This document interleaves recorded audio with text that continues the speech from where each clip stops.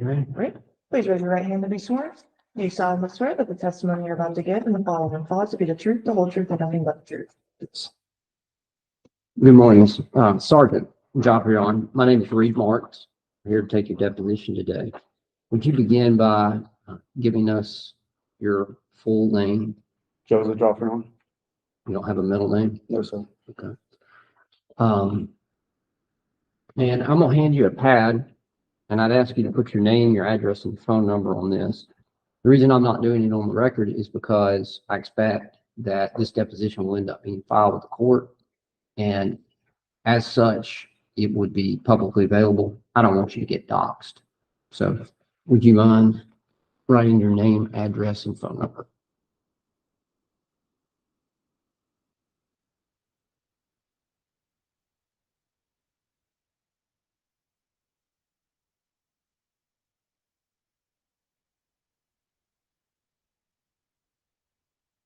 And we're reserving all objections up to the form, just for the record.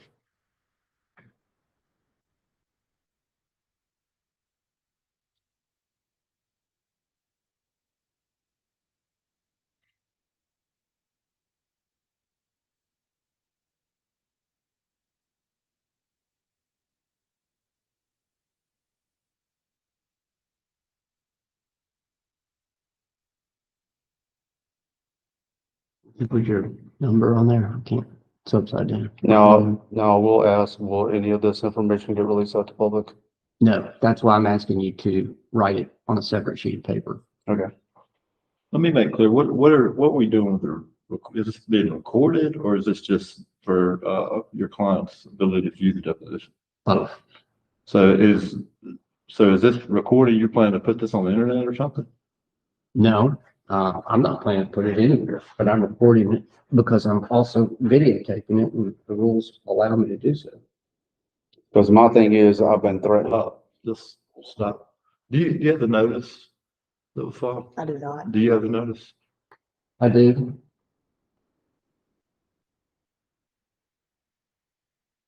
But more importantly, let me just point out the local rule says that I can record this.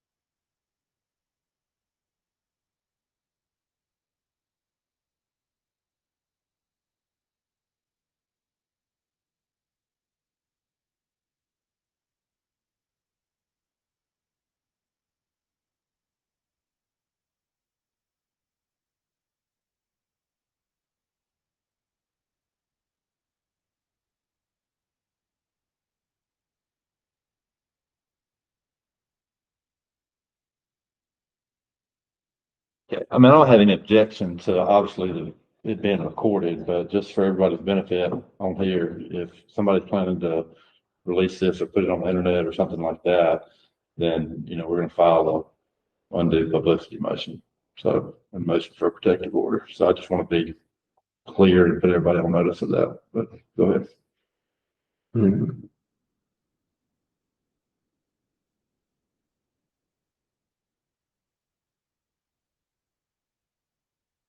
Have you used any other phone number since this incident with Mr. Gray, other than the one that you just wrote down?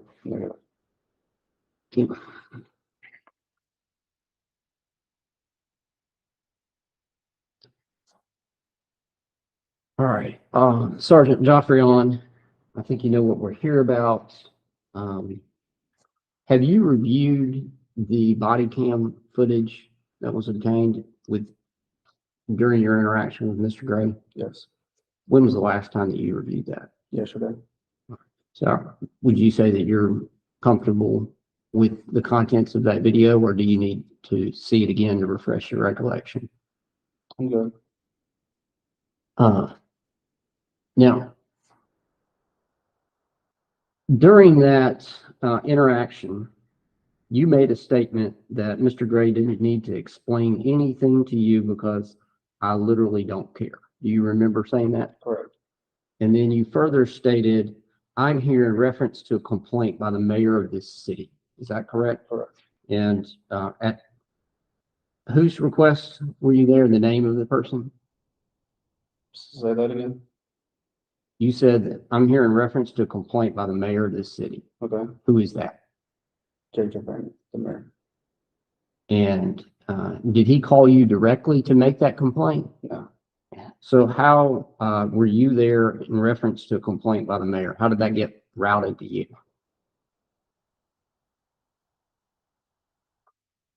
You know, just find out a little bit better. The mayor didn't call you. Yeah. You showed up with Mr. Gray and said that you're here in reference to a complaint by the mayor. Connect those dots for me. How did his complaint that wasn't made to you get routed to you so that you were the one responding? Investigator Eddie Hersey called me. Called you on what device? Cell phone. This cell phone number that you gave me? Correct.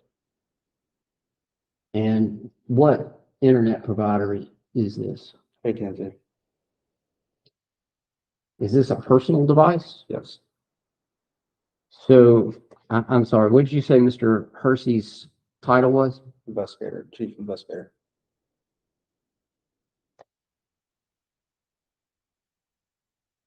The Waveland Police Department Chief Investigator, Mr. Hersey, called you on your personal cell phone to do what? What did he say? He said a male was harassing the clerks inside of the city hall, peeping through windows, and then went outside and stood on the sidewalk.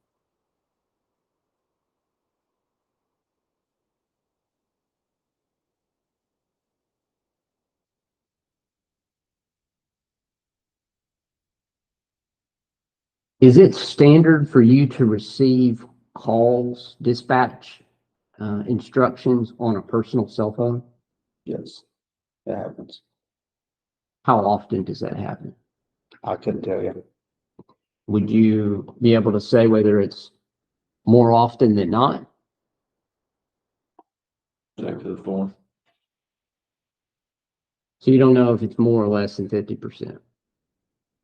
Here and there, depending on situations, complaints. Why would Chief Investigator Hersey call you on your personal cell phone for police business? You would have to ask him. Do you make police business or police related phone calls from your personal cell phone? As far as what? Anything having to do with your connection and your employment with the Waveland Police Department. Do you make those calls from your personal cell phone? Yes, by a different phone number. What's the different phone number? It's some kind of police app that I use. If I call like I don't know, follow up with something. I'm not even sure of the number. It's auto generated.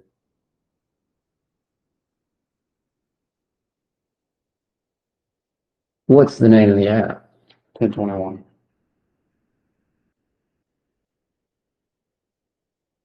And so your testimony is that that phone number changes? Mm-hmm.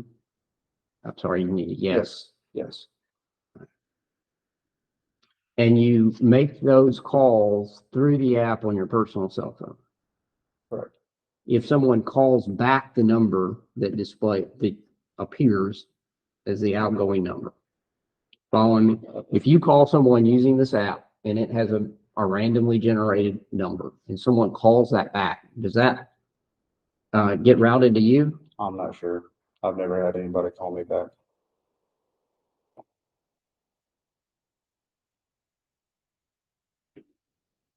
So I'm going to go back to a previous question. I asked you if you'd used any different phone number. And while you may not have had a different mobile account, your testimony is now that you've used many different phone numbers in your employment. How would we get a list of those phone numbers that you have used? I have no idea. All right. Is this app 1021 a subscription? I'm not sure. How did you get this app 1021? Downloaded it. Uh,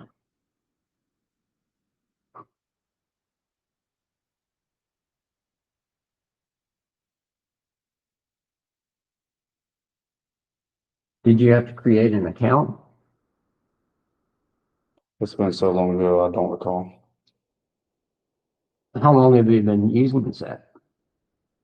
5+ years.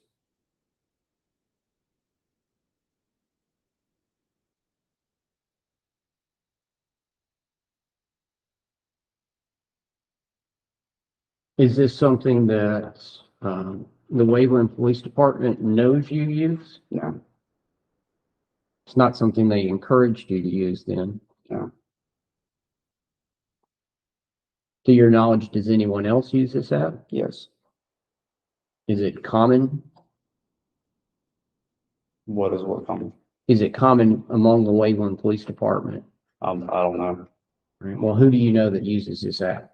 I don't know either. I just know it was recommended. By whom? I don't know. Officers in the past that I came in contact with. At the Waveland Police Department or somewhere else? I'm unsure. How long have you been employed at the Waveland Police Department? Somewhere around 3 years. Before then, another agency. Before then, Wayland again. So a total 7-8 years in law enforcement, if I can recall correctly. Not 100% positive how long to the day. So you worked for Waveland twice. What was the other agency? Harrison County Sheriff's Office.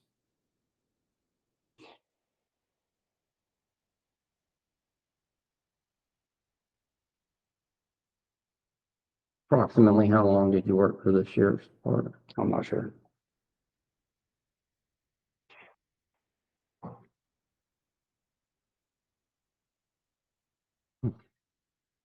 In the aggregate, how long have you worked at Waveland Police Department? I'm not sure.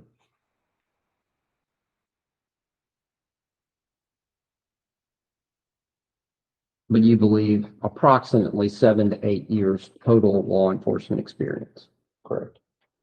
Did you go to a law enforcement academy? Correct. Where? Harrison County. Do you know what year? 2018.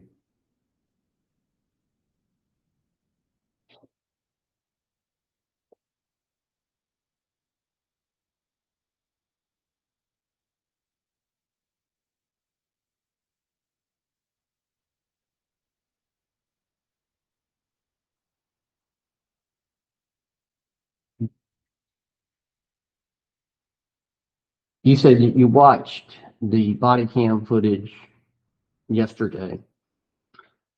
Having reviewed that within the last 24 hours, is there anything that you thought you could have done better? I could have handled it. Object to the form. What's the You objection? can, No, hold on.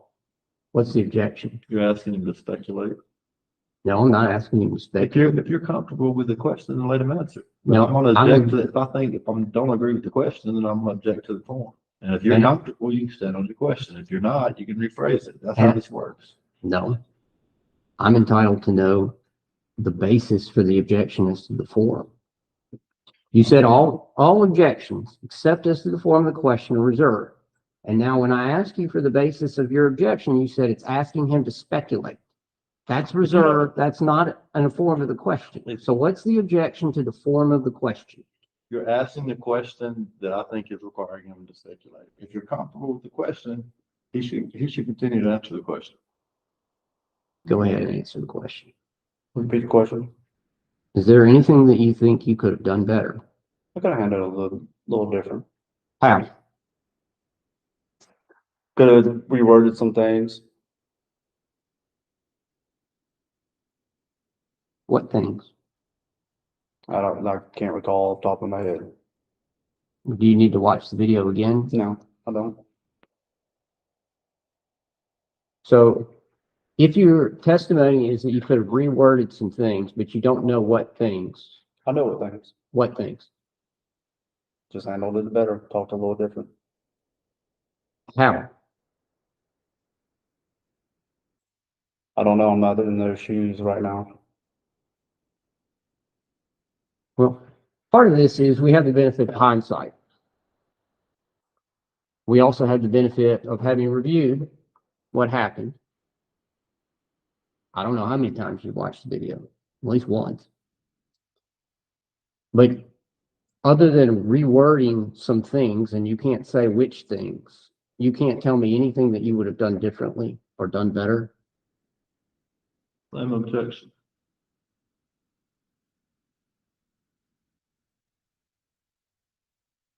Well, I have to think on that. Well, how can you say that there are things you would have done, but I can't answer the question as to what they would have been? I just know I could have handled it better, but it will give me time to think on it. Right. So, did you make any mistakes? No.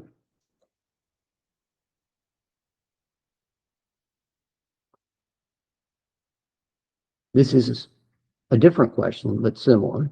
Do you deny making any mistakes? Object to the form. Rewrote the question for me. Do you deny making any mistakes in your interaction with Mr. Gray? Same objection. You're asking the same thing, you know, have to rephrase it. And it's not the same thing. Do you deny making any mistakes with Mr. Gray? I'm not getting what you're saying. Have to break it down for me.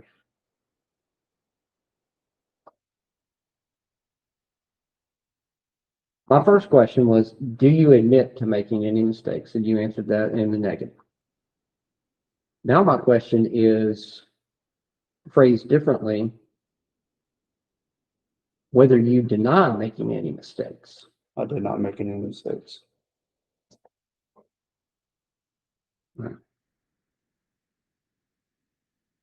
Tell me what the elements of vagrancy are. Object to the form. I can't think of off the top of my head right now. I'm not. Tell me what you recall. Tell me what you recall are the elements of the crime of vagrancy.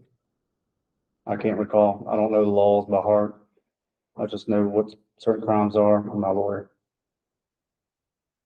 So what is the crime of vagrancy? I can't say it verbatim.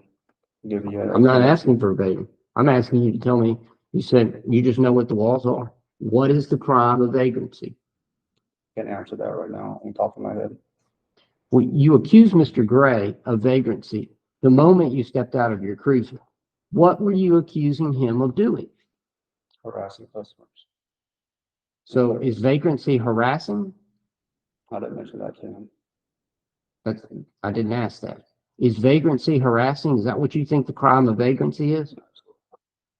So what is the crime of vagrancy? Can't think of it off the top of my head right now. You don't know what the crime of vagrancy is. If I had that statute in front of me, I could then tell you. Are you aware that the statute had been repealed 5 years before you accused Mr. Gray of vagrancy? Correct.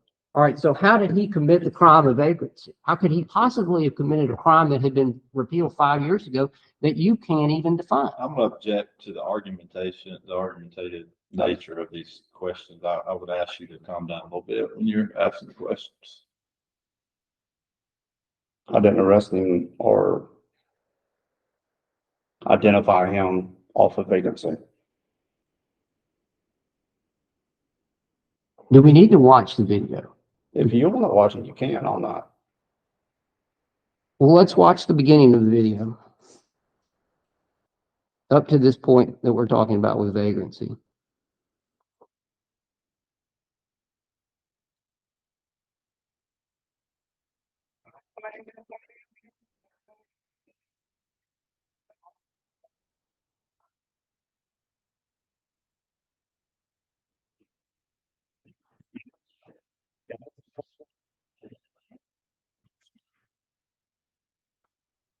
That was you speaking, correct? Correct.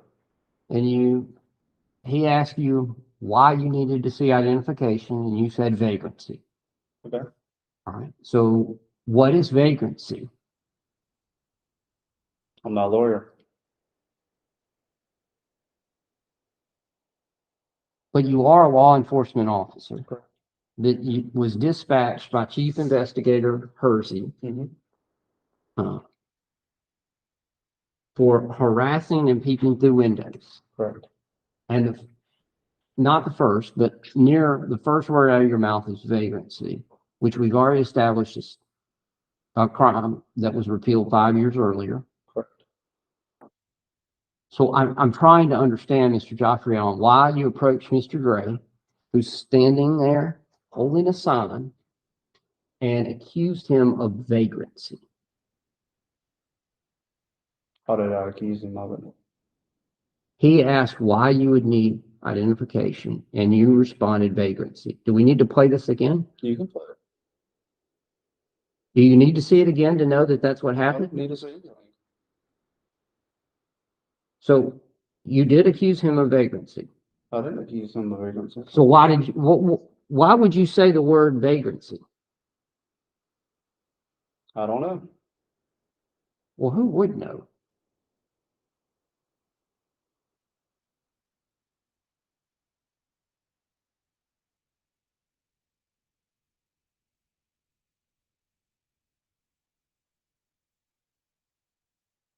Can't answer that. Then you respond that you had received several complaints that Mr. Gray was begging for food, money, stuff like that. And you had not personally observed Mr. Gray begging for food, money, or anything of the sort, had you? Negative. Had you, who had you received a complaint from that he was begging for food, money, and stuff like that? That would be, I don't know. Well, you said you got several complaints that he was begging, but you don't know who any of the several complaints are. I didn't receive any complaints that he was begging for money. Well, where did you get the Begging for information? food. I'm sorry. Where did you get the information that there had been several complaints that he was begging for food, money, and stuff like that? Top of my head. So you hadn't received several complaints. I have received several complaints So then that he who was made? harassing people. But that's not what we're talking about, not harassing. You said several complaints, begging for food, money, stuff like that. Who were the several complainants? Who knows? I don't know. So what was your basis of your statement that there were several complaints? He was begging for food, money, and stuff like that. Harassing customers. What customers? I'm not sure. Whatever's listed on the report and the statements we have.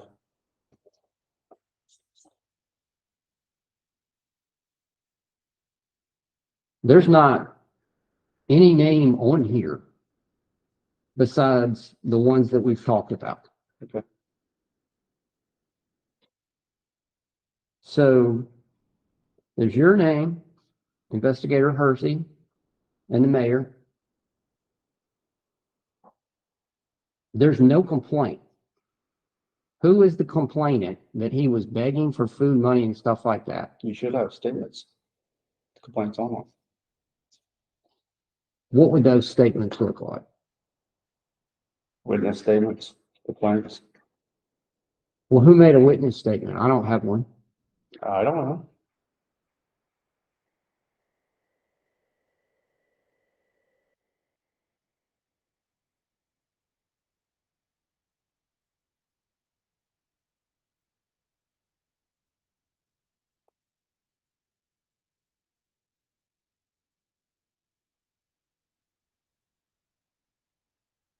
So you said to Mr. Gray that you had received several complaints that he was begging for food, money, stuff like that, and he responded, "That's not true." And you said, "Well, I'm just out here for that reason," and again asked for identification. Mhm. I need a yes. Yes. And he asked you whether he was required to provide identification, and you responded that he was. And he asked, if I don't, what will happen? And you said, you're going to jail, period. Do you Yes. recall saying that? Yes. All right. So what were you going to take Mr. Gray to jail for if he did not provide you identification? Failure to comply Failure to comply with what? with the lawful order, And what was the lawful order? identification,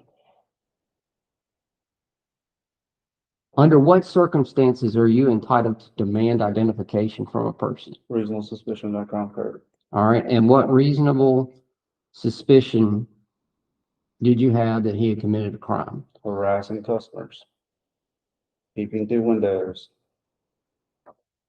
repeatedly asking people for money. All right. But you just told me that you're not aware of one single person. I don't know their names. Well, who did you speak to? Where did you interact with these persons? Beforehand, I didn't. All right. So how did you have a reasonably articulable suspicion that he had committed a crime if you had not spoken to one single person, can't identify one single complainant, and had no personal knowledge of anything about begging for food or vagrancy? Objections. No question. I did have information that he was begging for money and harassing customers What information? from what investigator Hersey told me. And is that phone call recorded anywhere? No, it's not. You don't know what device he called you on, but you received the call on a personal cell phone. Correct. And those calls, are they recorded? I'm not, my profession isn't telecoms. Well, do you know if on your end the phone call was recorded? No, it's not. And you had, from Investigator Hersey, you weren't provided any names. Did you have any details about the people that Mr. Gray was supposedly harassing? No. All right.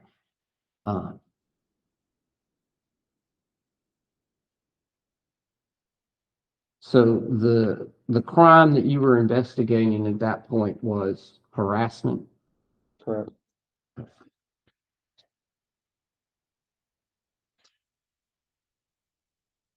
In your criminal case report,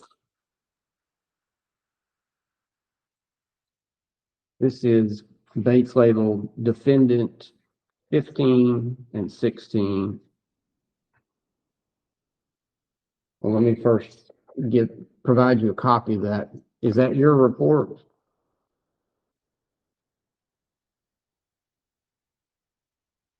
Yes. You prepared that. Yes. In that report, under crime description and code section, we have 97-3-107, stalking, following, harassing, threatening. Yes. What are the elements of that crime? I don't know. I'm not a lawyer. I would have to look at the state statute. Did you look at the state statute when you prepared this report? Yes, I did. And where would you get a copy of that state statute? Through the state statute book. Is that something maintained at the police department? Correct. And you reviewed it after the interaction with Mr. Gray? I reviewed it several times before the interaction. But yes, to answer your question, after. So let me rephrase that, just to make sure we're saying the same thing. This wasn't the first time you had ever looked at that statute, but you reviewed it again after your interaction with Mr. Gray. Correct. And you can't, as we're sitting here today, articulate any of the elements of harassment. Not off the top of my head, no.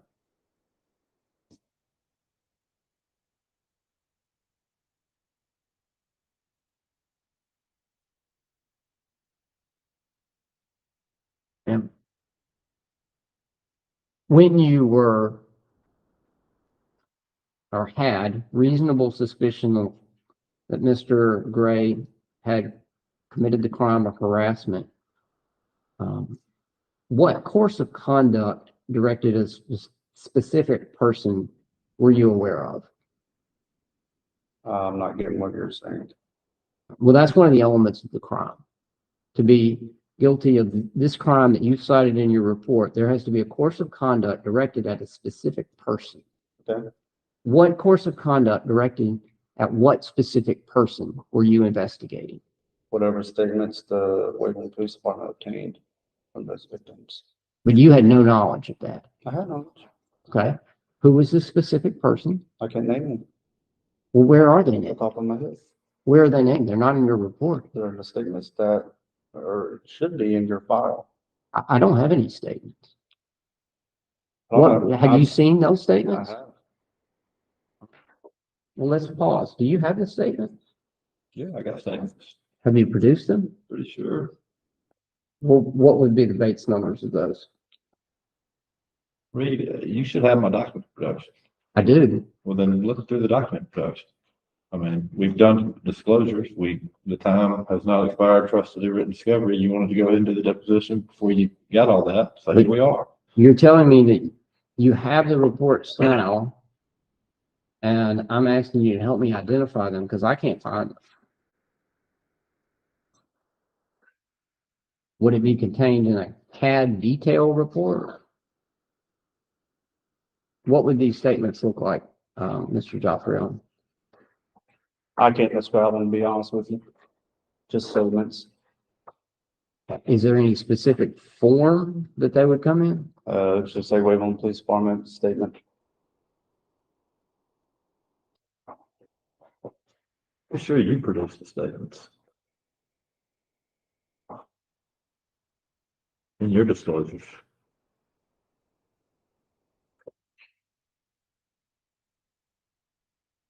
I'm willing to be Yeah, I'm pretty corrected, but I don't produced. I don't know why I One would from have. Lisa Ladner, there's one from Aaron Huxley, there's one from Julie Bromley. What are the Bates numbers there? I don't say a base number. Did you use base numbers? I mean, I don't have those reports unless, I mean, I don't think I have those. And I don't think that they were produced in the disclosures of the defendants.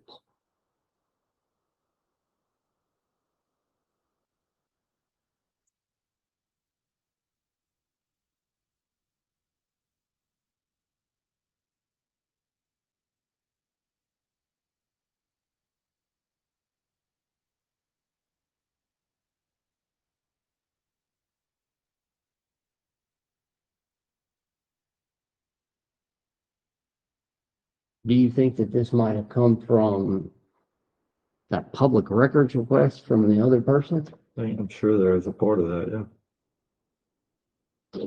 There was a lot of documentation if I remember that production. Yeah, that's fair enough. I didn't have anything to do with that. In fact, just FYI, that guy sent that stuff to me unsolicited. So I produced everything we had.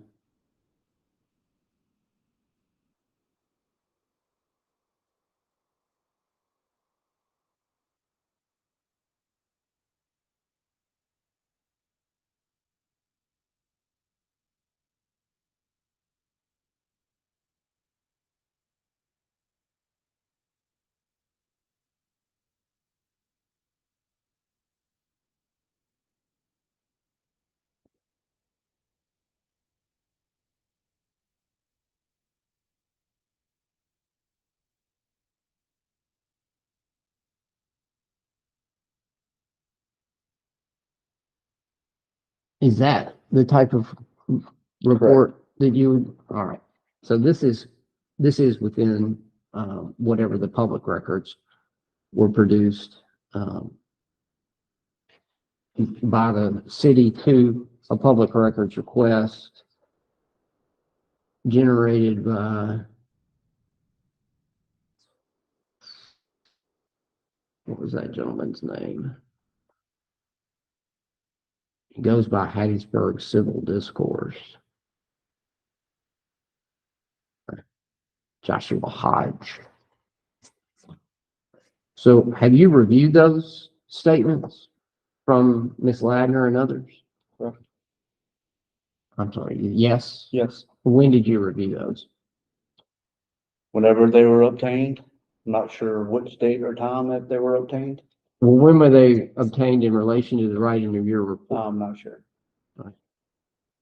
So you don't know if you saw them before or after the report. Did you see them before or after this videotape interaction with Mr. Gray? I can't recall. It's been over a year ago. You don't know if you saw the written statements of the witnesses before you got out of the cruiser and approached Mr. Gray? I did not see the statements before then. No. Okay. So at the time you were interacting with Mr. Gray, you were not aware of any conduct directed at a specific person. Yes. You had a report from Mr. Halsey, but you did not know the specific person's name. I didn't know the specific person's name. And were you aware of any credible threat asserted by Mr. Gray towards a person? Negative.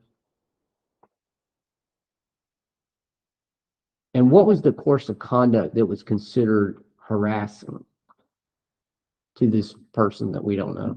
Whatever they stated.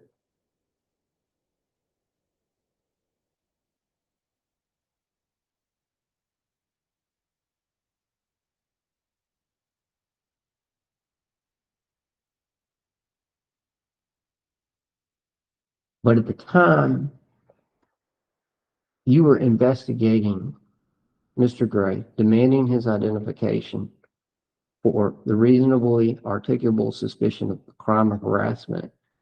You had no information about the course of conduct because you had not seen any of the reports. Objection to the form. Isn't that correct? Repeat what you just said. So I asked you about the course of conduct, and you said something like whatever they said.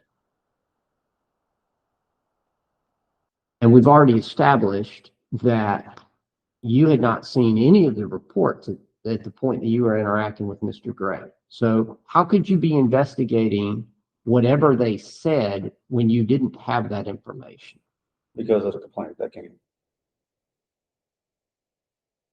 And that was routed to you from Hersey. Was there any specific information provided by Chief Investigator Hersey about the conduct that would constitute harassment?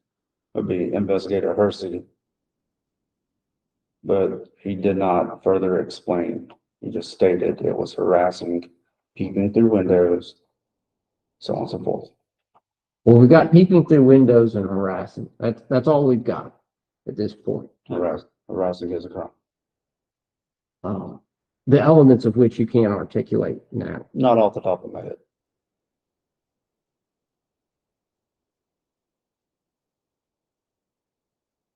Did you suspect or have any reasonably articulable suspicion that Mr. Gray had any sort of weapon? I have no idea. I know that, but that wasn't my question. I'm not asking you if you knew he did. I asked you if you had any reasonably articulable suspicion that he did.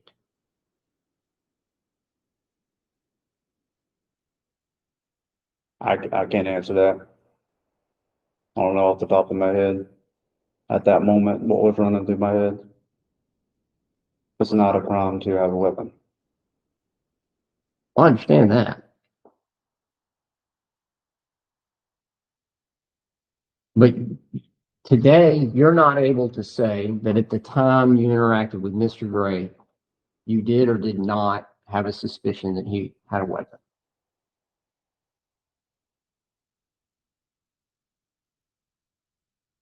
Reword that a little bit so I can better understand it.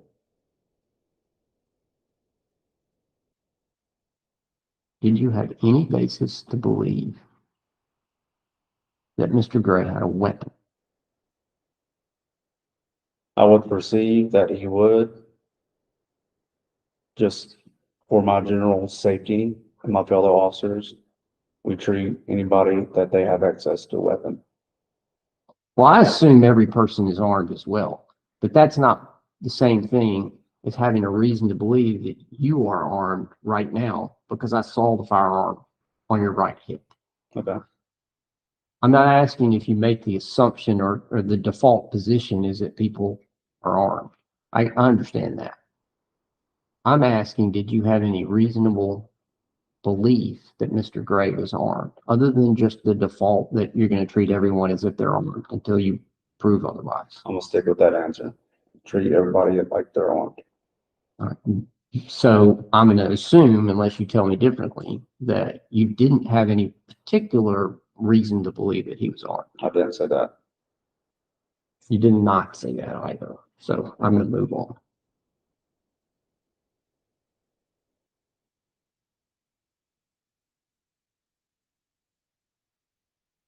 Now, what person or what evidence did you have to believe that Mr. Gray was stalking someone? The report of it through Chief Investigator Harrison. The peeping through windows and harassing. Same thing. That's the same thing as stalking. No, I did not say that.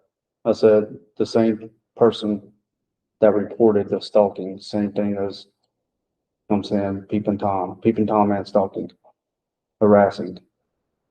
And yet we don't know who that person was Who person? Which that person? reported the peeping and the stalking. To who? You don't know who that person was. To who? To you or to Hersey. Never.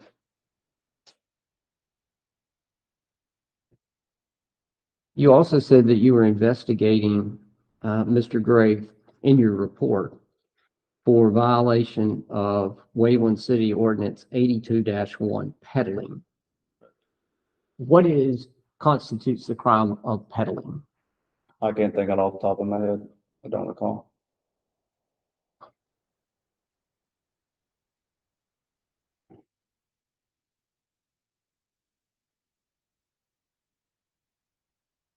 How could you be investigating Mr. Gray for peddling if you don't know what peddling is? I knew what it was then.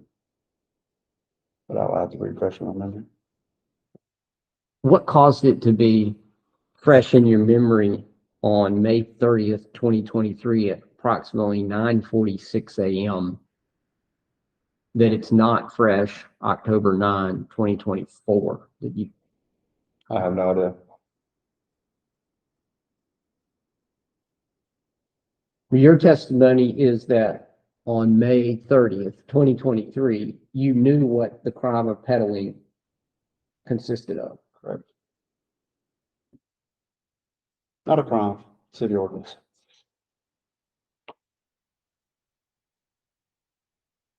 Whatever peddling may be, is committing that not a crime? I'm not a lawyer. Just a law enforcement officer. But you wrote a report, Mr. Joffrion, that said crime description peddling. Correct. So according to your report, you were investigating Mr. Gray for peddling. Stalking, harassing. Well, it's both. Yeah, correct.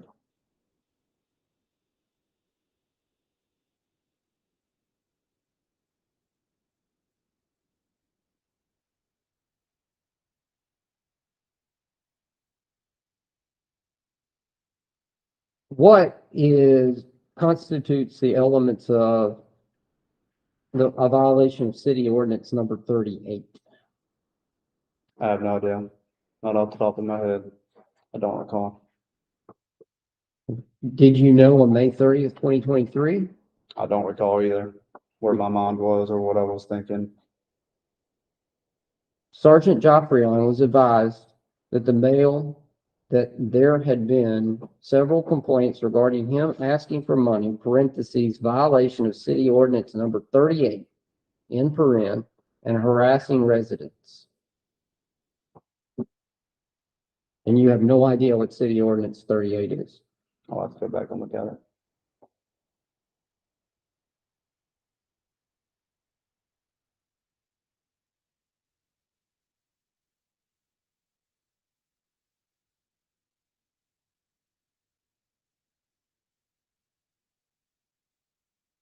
Why did you describe Mr. Gray as argumentative?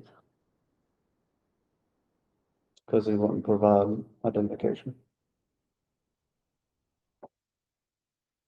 Well, he had explained to you that he didn't believe he was obligated to provide you with identification under the circumstances, correct? Correct. And he said, what was his reason that he gave you why he didn't think that he had to provide you with identification? That's your client. I'm not sure. No, that's not what I asked. What was the reason that he gave you? I'm not sure. I don't recall. All right, let's go back to the video then.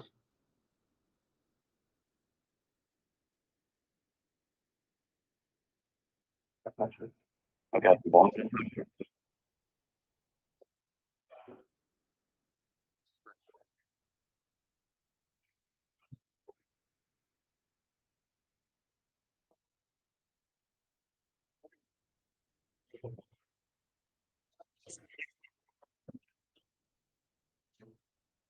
So what did he say there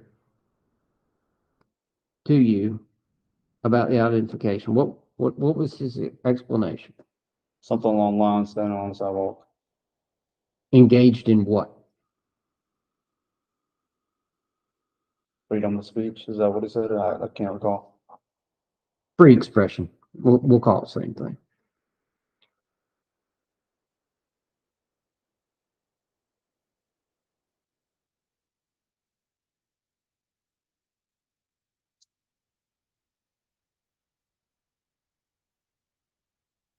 Him asserting his rights, saying that he was on a public sidewalk engaged in constitutionally protective activity. Is that what you termed argumentative? No, just failing to identify.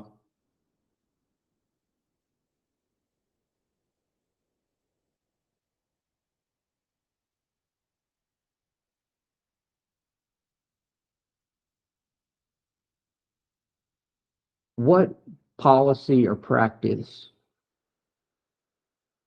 authorizes you to demand identification from someone the moment that you interact with them? Policy as far as what? What policy or practice or law or any other authority authorizes you to approach someone and immediately demand identification Reasonable suspicion. of commission of a crime? Right. And in this case, the crime that you reasonably suspected had been committed was harassment. Right. Anything else? I don't know what he did other than that. So it wasn't stalking. Could have been. It wasn't peddling. Well, I have to look further into it. I'm not the investigator. No, I was just I'm not investigating. asking about what he might have done that you could have figured out later. I'm talking about 5 seconds into this transcript. You said that you were entitled to ask him for identification because you reasonably suspected he had committed the crime of harassment. And I just want to make sure that there was no other crime that you suspected he might have committed. I don't know his intentions. I'm not asking about his intentions, Sergeant Joffrey. I'm asking what you knew. I'm asking exclusively what you knew or suspected at the time that you approached Mr. Gray. Stalking, harassing. So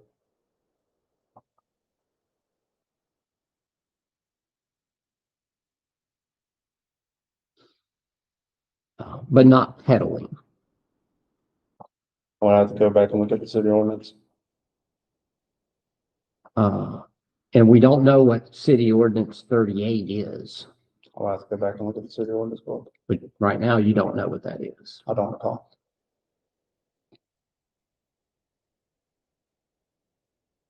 And then your report also says, in reference to a male harassing citizens and panhandling. Right. Is panhandling a crime? Panhandling. Yes. What's the definition of a panhandling? Well, that was going to be my next question to you. My first question, though, is panhandling a crime? I'm not a lawyer. I'm not sure.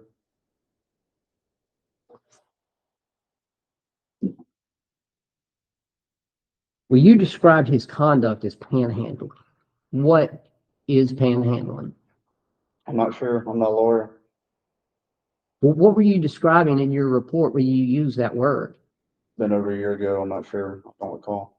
Do you need to review the report to refresh your recollection? Negative. So even reviewing your report now, having seen the body cam video in the last 24 hours, you can't say what you were talking about with panhandling. Can't remember. I can't recall.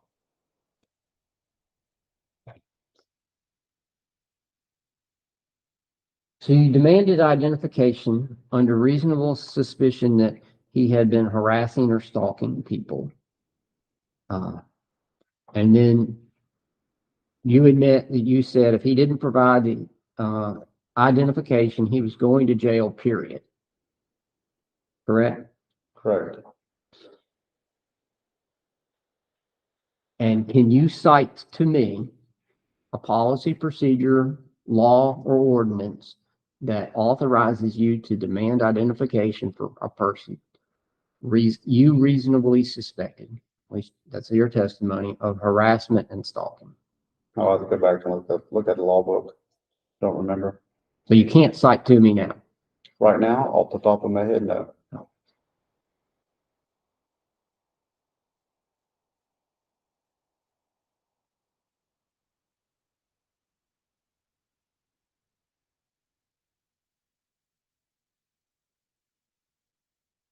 Then you said you're going to jail for failure to identify. What ordinance or state code section is the crime of failure to identify? There isn't one. Right. Why would you say that you're going to jail for failure to identify? Who knows? I don't know.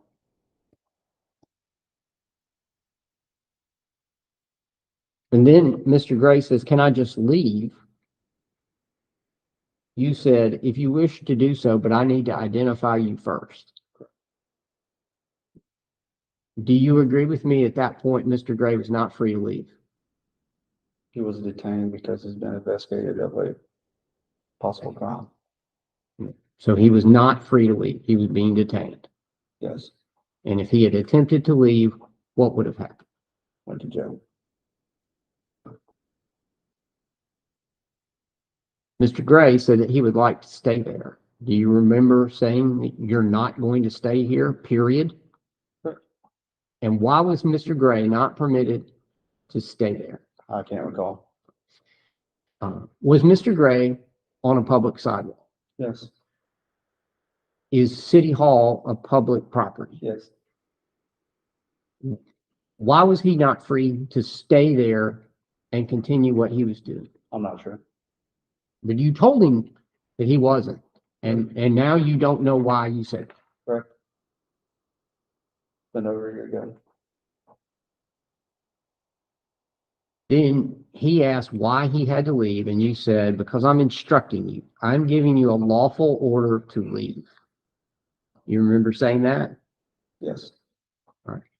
What was your authority for a, quote, lawful order that he must leave the public sidewalk on the public city hall? Sure. Then you told him that if he didn't leave, he was going to jail again. Do you remember saying that? I don't recall. Let's. It's going to be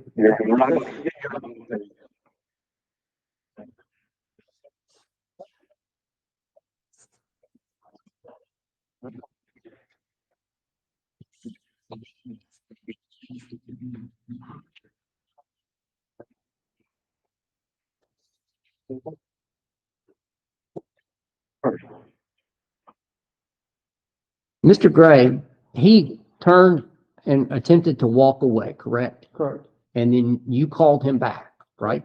Because he was detained. Correct.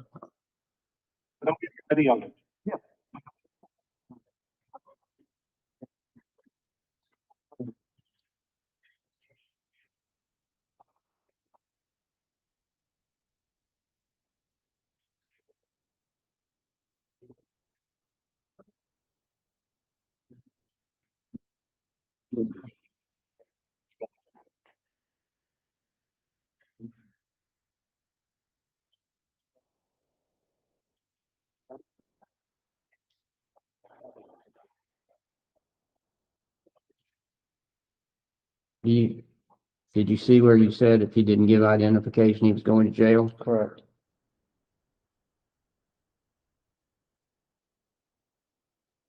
And in your report, you said Sergeant Joffrey Allen advised if he did not leave, he was going to jail for disorderly conduct. What is the crime of disorderly conduct? I don't have the law book in front of me. Who was he disturbing? That's why I was investigating. What conduct was he committing that was disorderly? That's why I was investigating. What conduct did you observe that had breached the peace? That's why I was investigating. No. What conduct had you observed that was a breach of the peace? I didn't observe any conduct. What conduct were you investigating that was a breach of the peace?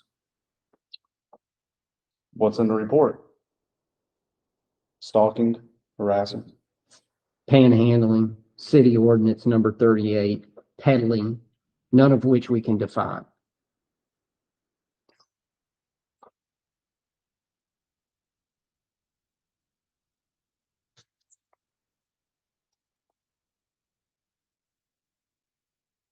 Mr. Gray ultimately provided you with his identification, correct? Correct. And what did you do once you received his identification? Ran his information. Ran it through what? Hancock County Dispatch. And do you know what databases they queried? Not understand what you said. You provided his, I believe it was his driver's license number to dispatch, correct? Correct. And they did something with it. Do you know what they did with it? I don't work in dispatch. That's not what I asked. No. For what purpose did you provide that information to dispatch? Say that again. For what purpose did you provide Mr. Gray's driver's license number to dispatch? To obtain his information. What information? His personal information. What information? His information. What? His information. I don't know what that means. What information? His information. Let me keep it as that. You can't answer what information you were trying to obtain. His basic information. His name, date of birth, all that. So his name, his date of birth, did you want his address? No, I didn't want his address. You had his name on his driver's license, correct? Had his date of birth on the driver's license as well. Even though you said you didn't want his address, that was on the driver's license as well. So for what purpose did you provide his driver's license number to dispatch? Reason suspicion that is committed crime. What was dispatch going to do with it? I don't know. All right, we can quit beating around the bush, Mr. Joffrey. You provided that number to dispatch so that they could run a background check on Mr. Gray, correct? Correct. To see if he had any outstanding warrants, correct? That was not the sole purpose. No. I didn't ask if it was the sole purpose. Was it a purpose? What do you mean? Did you provide that information to dispatch to determine whether Mr. Gray had any outstanding warrants? Primarily? Or is it additional information? For any reason? For any reason to arrest him because he had a warrant? I'm not sure what you're saying. I'm asking, I'm still trying to understand why you provided the information to dispatch if you wanted to know who he was and his date of birth, which was in the piece of laminated paper in your hand, I advise you the other reason. to get his basic information. Correct. But you already had his basic information. It was in your hand. Okay. So why would you go to another step of providing that to someone else if you weren't trying to run a background check on him? I did not run a background check on him. You asked dispatch to do that, didn't they? No, They didn't? no.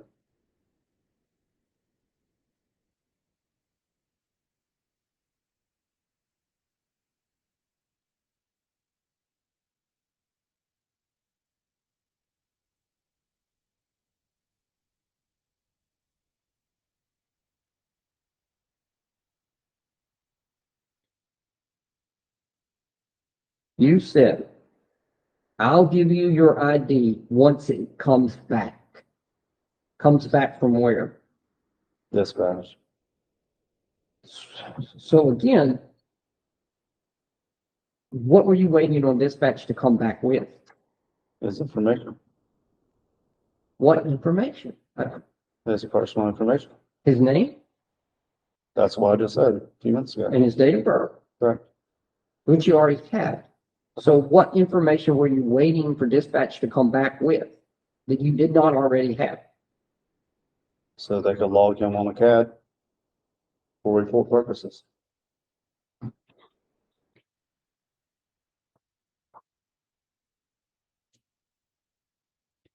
Now, what is CAD? I'm not sure.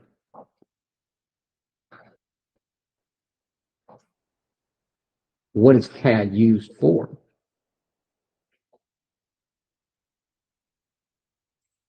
Reports and along with other things.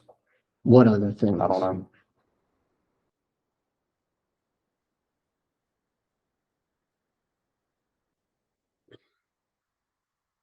To your knowledge, was a warrants check performed on Mr. Gray? I don't know. I don't work in dispatch. To your knowledge, was a background check of Mr. Gray performed? To my knowledge, no.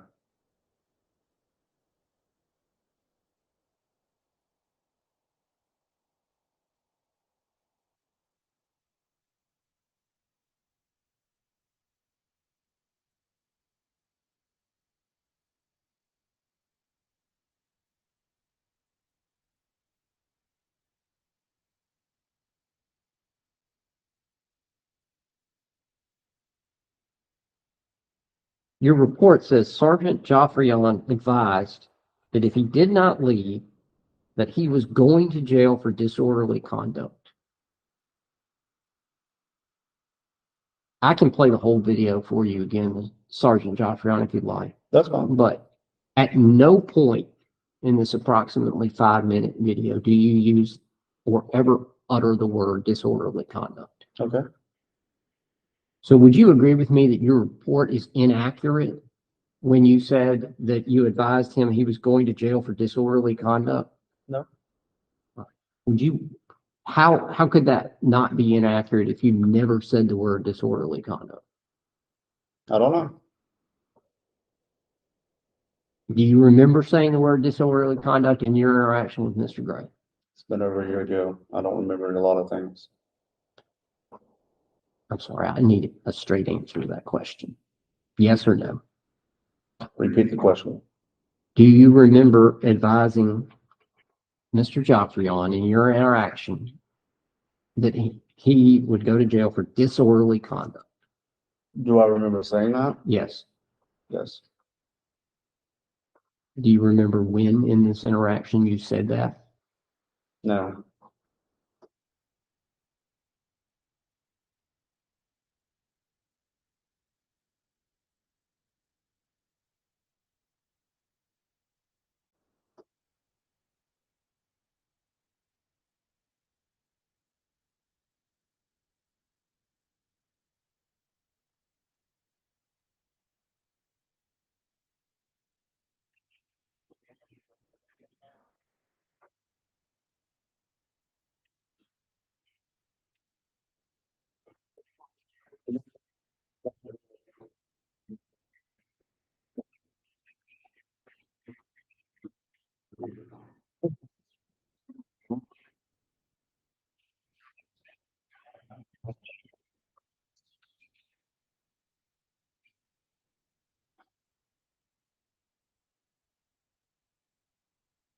What you just said there. It doesn't matter whether you committed a crime or not. You have to identify. Do you believe that to be an accurate statement of the law? Relates to the form. Reword that. No, I'm not going to reword it. Then I'm not going to answer it. Read it back. You just said there, it doesn't matter whether you committed a crime or not. You have to identify. Do you believe that to be an accurate statement of the law? Yeah, that I have reasonable suspicion to identify someone.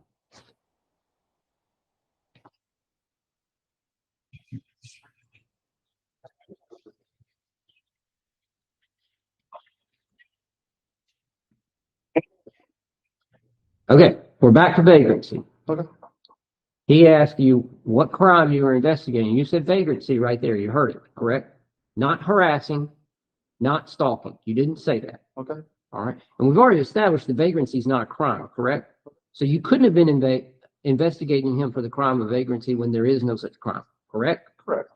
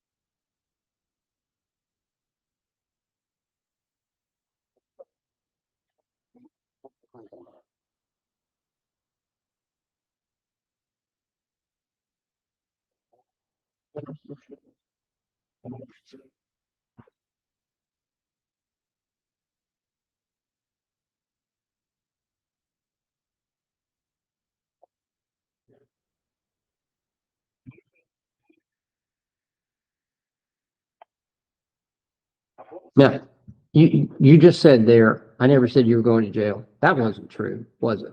No, it wasn't.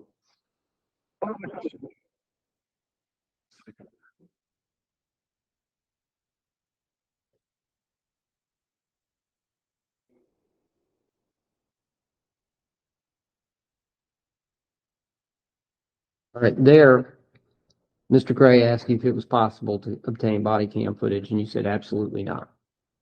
Correct? Correct. That's not true either, is it? Jack to the farm.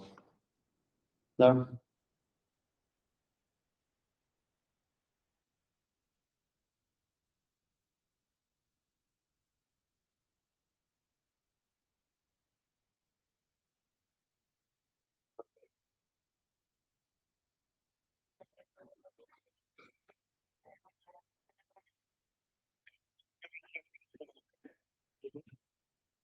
Okay. The dispatcher just said something. Negative 29. What did you catch what she said? Not really. Let's try to play it back.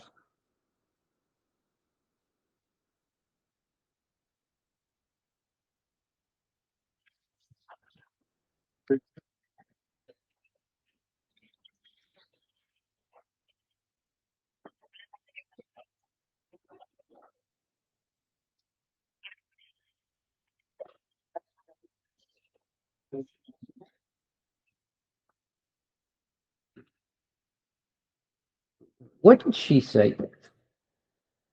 Negative 29? What does that mean? You would add that, you would dispatch. What does negative 4 mean? You have to with dispatch. You don't know what it means. Not at the top of my head, no. So your testimony today under oath is that when she said, comes back to Marcus Jeffrey, valid negative 29, negative 4, you did not know what she meant. I knew what it meant then. But you don't know what it means today. No. Are you still a sergeant with the Waveland Police Department? Correct. And so if I called you over the radio or dispatch called you over the radio and said, valid negative 29, negative 4, you would not know what that means today. Probably so. Not right now, though. Why do you not know right now? Tired.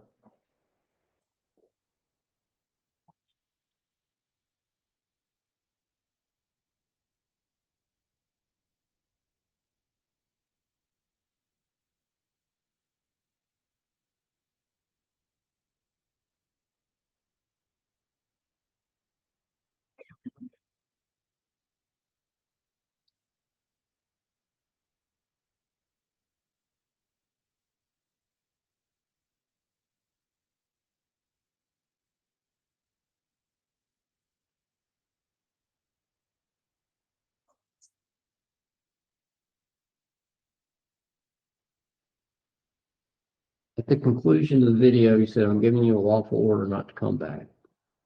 I think we've established that you can't cite to me any law or statute or ordinance that authorize you to provide that lawful order, correct? Texas form. Big question. You can't cite to me any authority that lets you, as a sergeant for the Waveland Police Department, give a lawful order not to come back to public property. No, Is that Waveland Police Department or City of Waveland, Mississippi policy to tell people that they can't return to public property? Texas form. no, On how many occasions have you told someone that they can't return to public property? I have no idea, to be honest with you. More than once? I have no idea. You don't know if you've told any person other than Mr. Gray? Don't know, sir. Well, what was your basis for telling Mr. Gray that he couldn't stay there, that he had to leave the property under a lawful order? I don't recall.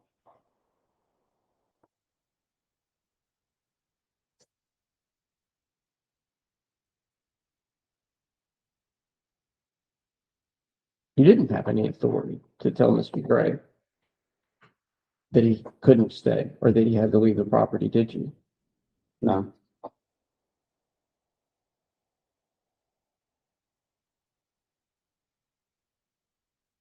At this point, you said that you had been investigating Mr. Gray for harassment and stalking. The dispatcher comes back, she gives these codes that you don't know what they mean, correct, and you tell him that he is free to leave but not free to stay. correct. Had that concluded your investigation for the harassment and stalking? Mine? Yes. You said that you had reasonably articulable suspicion that he had committed the crime, was committing the crime of harassment or stalking. No, What additional investigation did you perform after telling Mr. Gray he had to leave the premises? got in contact with the complainant originally, And who was the original complainant? the name. Now, when Well, I would say secondary complainant. So when I asked you earlier in this deposition who the complainant was, The original complainants? I don't know. so did you go speak with the mayor right then after Mr. Gray left? Correct. Is that on body cam? No, Why not? because it wasn't in the scope of my duties as citizens of call. Or, let me reword that. Wasn't like general public interaction. What is the department's policy on activating the body cams? I can't recall off the top of my head. So you don't know when you're supposed to activate them, I can't recall off the top of my head. and you're a supervisor at the Waveland Police Department. Absolutely. You've been continuously employed by Waveland Police Department since May 30th, 2023, Absolutely. and you don't know the policy on body cams. Not off the top of my head. How can you perform your job as a sergeant and supervisor at Waveland Police Department if you don't know the policy? I don't know. You tell me.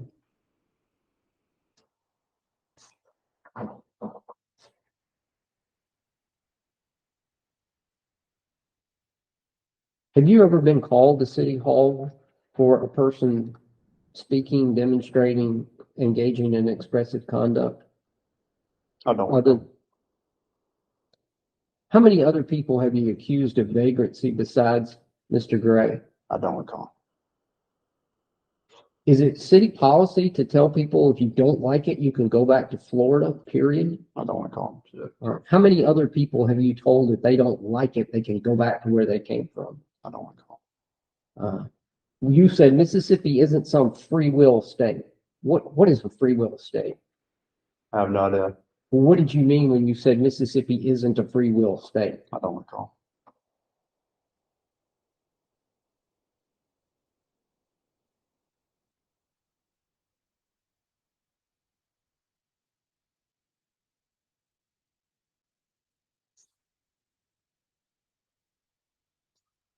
Other than this report that you have in front of you, consisting of 2 pages, did you write any other reports related to this event? I don't recall. Are you aware of any other reports related to this event besides yours and the one from Eddie Hersey? I don't recall.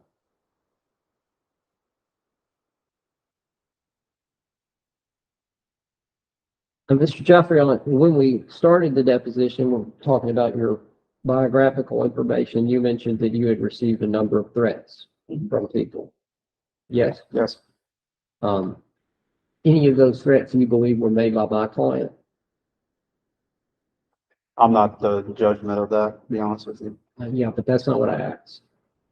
Do you have a reason to believe that my client had made any of those threats? Yes. I said that. Which threats do you think that Mr. Gray made? I'm not sure. When?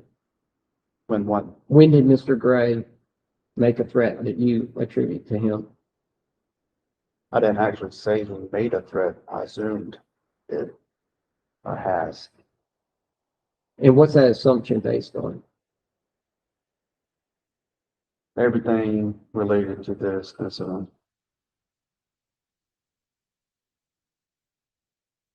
You can't cite to anything specific that would lead you to believe that Mr. Gray had threatened you?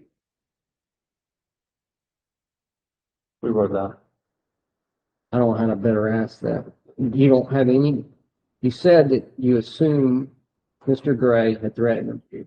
And I'm asking you to provide any information that would lead you to that assumption. Do I have information pertaining to that? Anything that would cause you to believe Mr. Gray had threatened you. Yes, our interaction. And what was it about the interaction that led you to believe that Mr. Gray would threaten you? His failure to comply originally. When you asked for identification? Argumentative, like I stated in the report.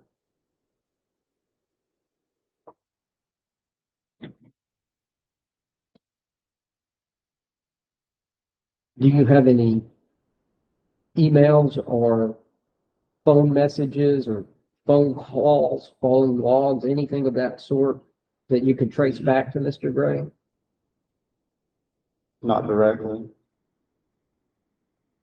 But I don't deny the fact that a lot of people saw this video and a lot of people were really mad about this video. Correct. And some of those people are crazy. Correct. I don't countenance people threatening anyone, law enforcement, you in this particular situation. Thank you. But and that's part of the reason that I want to protect your privacy. I saw a lot of that too. A lot of people directed some serious vitriol your way. My concern, though, is simply my client. And whether you have any reason to believe that he was the actor or the instigator of that, other than publishing his YouTube channel. Instigator, I think so. Anything other than by putting that on YouTube?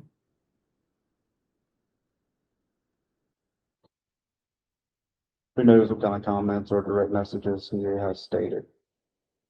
Fair enough. But to your knowledge, has he done anything such as providing your contact information to anyone? No.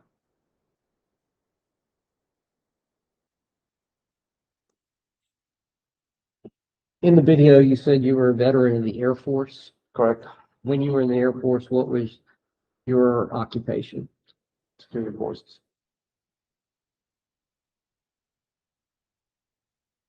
What sort of training does the Air Force provide on security forces? I would be here all day if I told you. Numerous Well, give me some idea. law enforcement, missile security.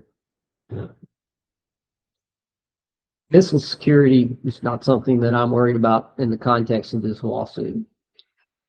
What training did you have regarding law enforcement in the Air Force?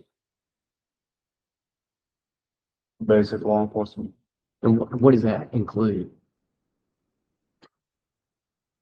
Can't think of it top of my head, to be honest with you. Just law enforcement stuff. Does it include education on protecting the constitutionally protected rights of persons?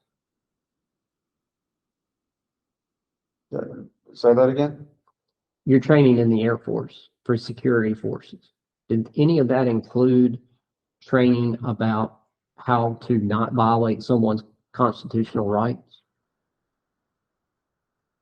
What does not valid, what does that have to do with that? I'm confused. I'm asking about your training and your education Okay, on not violating the rights of persons, whether those are due process or constitutionally protected rights of free expression, anything along those lines. I don't know what the Air Force security force training involves. Being a military, I don't know if it has anything to do with training on Fourth Amendment protections against unreasonable search and seizure. I'm asking you. I'm not even sure. That's been years ago. I can't remember what happened yesterday, much less a year ago.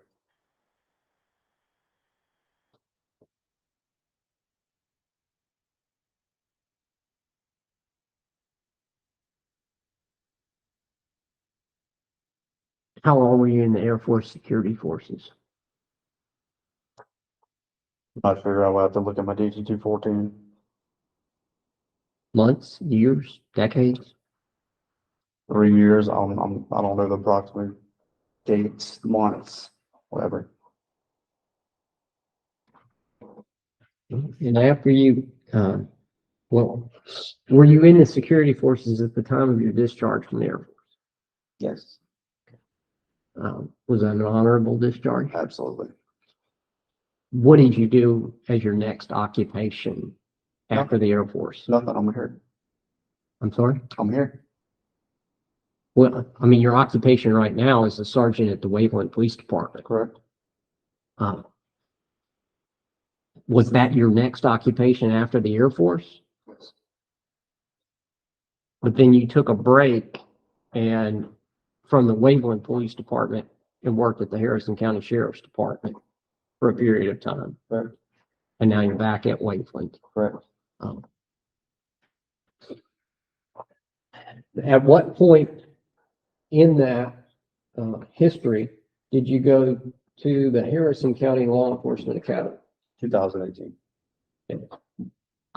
You just told me that you didn't know the dates of the Air Force, so I don't know when you got out of the Air Force, and I don't know when you started with the Waveland Police Department the first time. And you told me you didn't know when you worked at the Harrison County Sheriff's Department. So I don't know any of these dates. I need to know in the chronology of those occupations when you went to the Harrison County Law Enforcement Academy. I'm not sure. Was it before you started at Waveland? Wait, say that again? I'm confused. Did you go to the Law Enforcement Academy before you worked at Waveland the first time? Talking about was I certified? That's a separate question, but I'm gonna if you want to answer that one now, I'm gonna ask. I'm it just later. confused by what you're trying to get at. I'm trying to figure out when you went to the Law Enforcement Academy in relation to your jobs. You told me 2018 twice, Okay? but I don't know when you started at Waveland the first time because you can't provide that data. No, I cannot. So was it before you started at the Waveland Police Department the first time or after? Oh, I get what you're saying. The first time.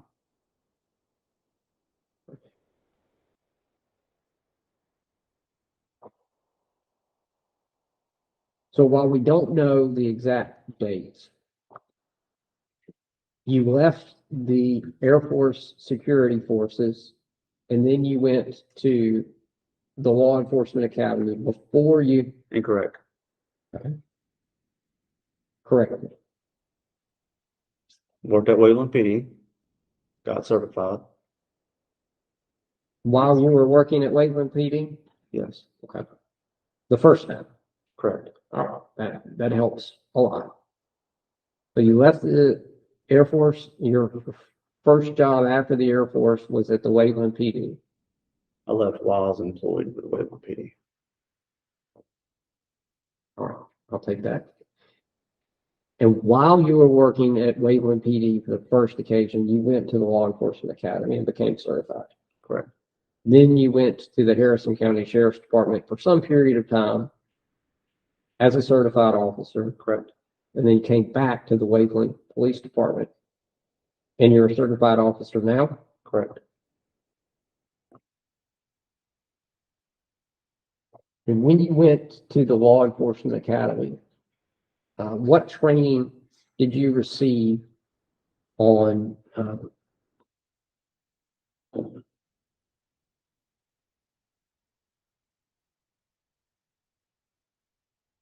vagrancy laws, I can't even remember. stop and frisk laws? I never ran over frisk. Stop and frisk. And what training do you remember? Patting down subjects for weapons. That's it. No, sir. Do you remember any training on what was required before you could stop someone and frisk them? I can't recall, to be honest with you. Do you recall any training on statutes that were require someone to identify themselves? I can't recall. Do you recall any training at the Law Enforcement Academy about First Amendment? I can't recall. Do you recall any training about the Fourth Amendment? I can't. What are the Waveland Police Department policies on interaction with the public when they are engaged in expressive conduct? You have to get with them as far as that. You're a supervisor at the Waveland Police Department, and you don't know the policies on interactions with the public engaged in expressive conduct. It's not something I study over. I can't recall.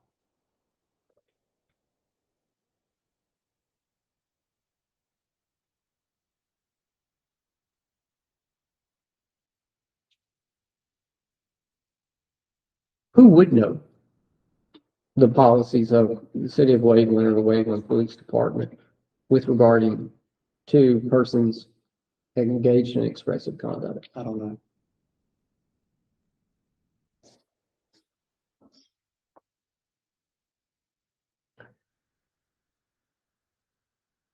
Have you taken, since you completed the Law Enforcement Academy, any continuing education courses? Yes. Do you have a list of those? No. What do you recall? SWAT school.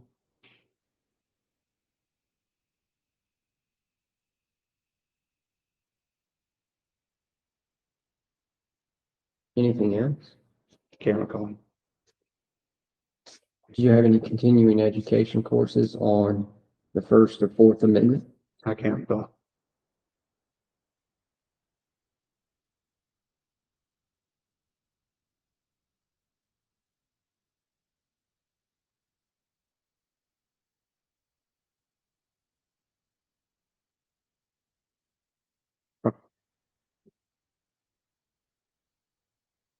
So I think we went over this, but I didn't write it down. 7 or 8 years total law enforcement experience. Don't know how long at the Harrison County Sheriff's Department. So we can't figure out by subtraction how long you've been at Waveland. Do you recall how long you've been at Waveland? I don't recall.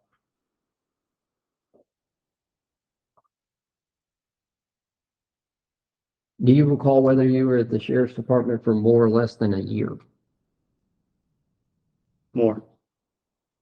More or less than, what, 2 years? A year.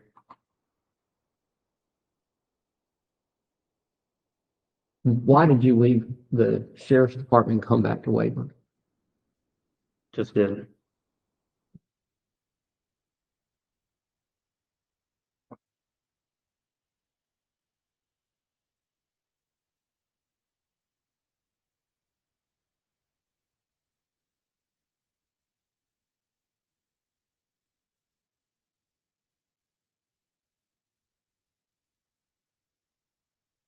During your tenure at the Waveland Police Department, have you been counseled or reprimanded in any way?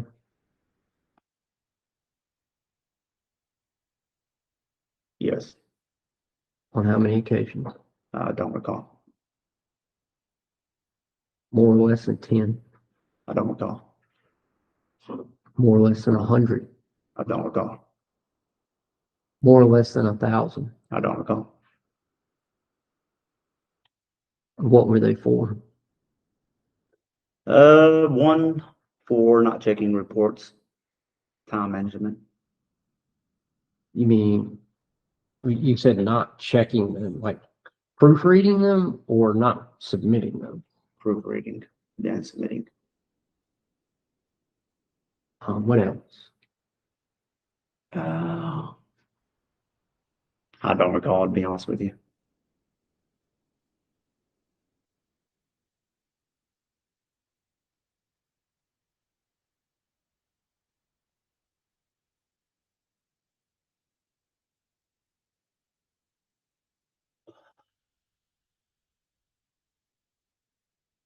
You need to take a break. Good. Thank you for asking.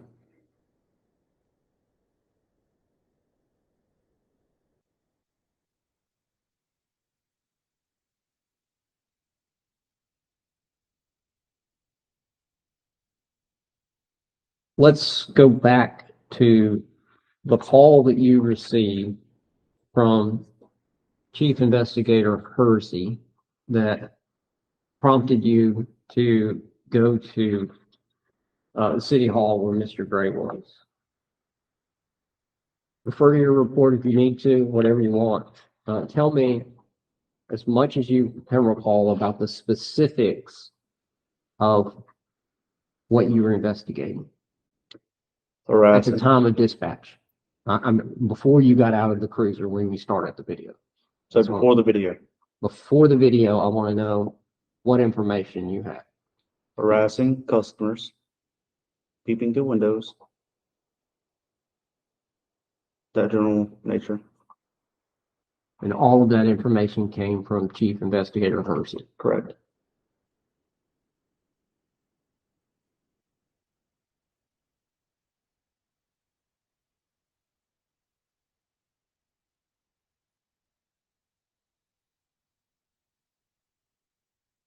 In your interaction with Mr. Gray, was there anything more that wasn't recorded on the body cam video that we just reviewed? Not that I'm aware of.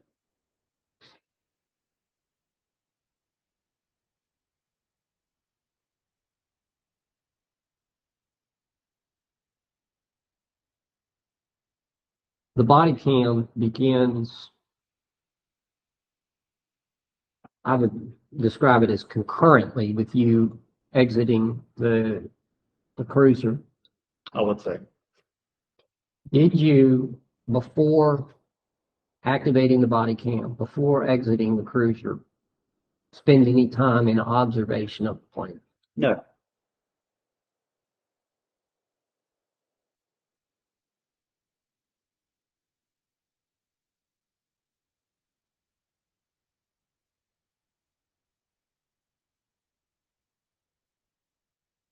Before you approached Mr. Gray and with a greeting and a demand for identification, were you aware of what message he was conveying? As far as Did you know what his sign said at the time you demanded identification? no, I did not.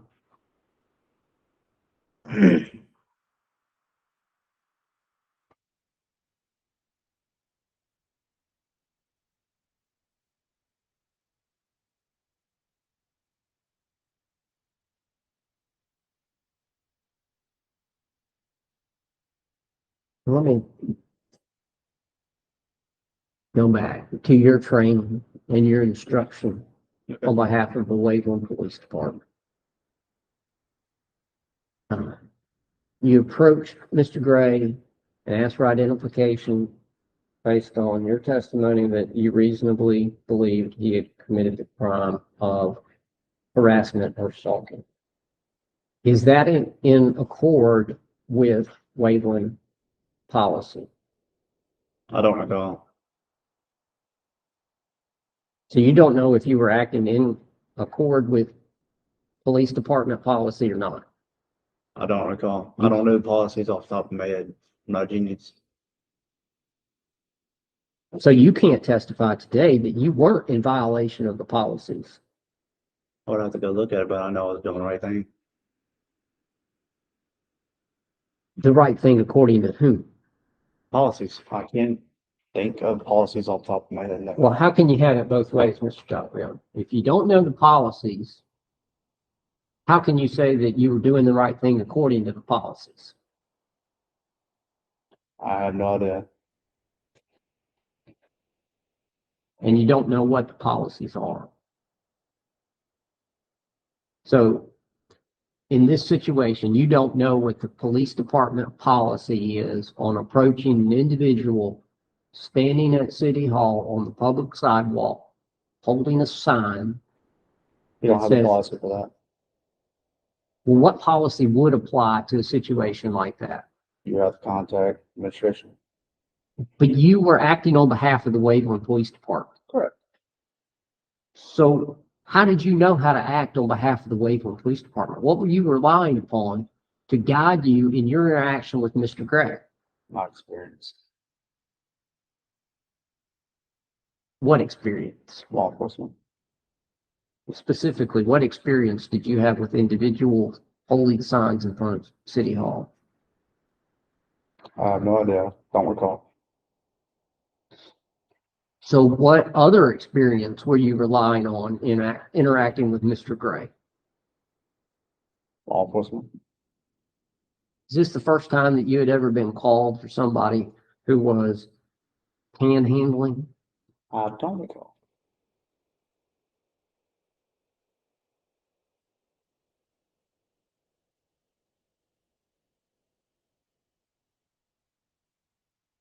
Is it a crime to ask people for money?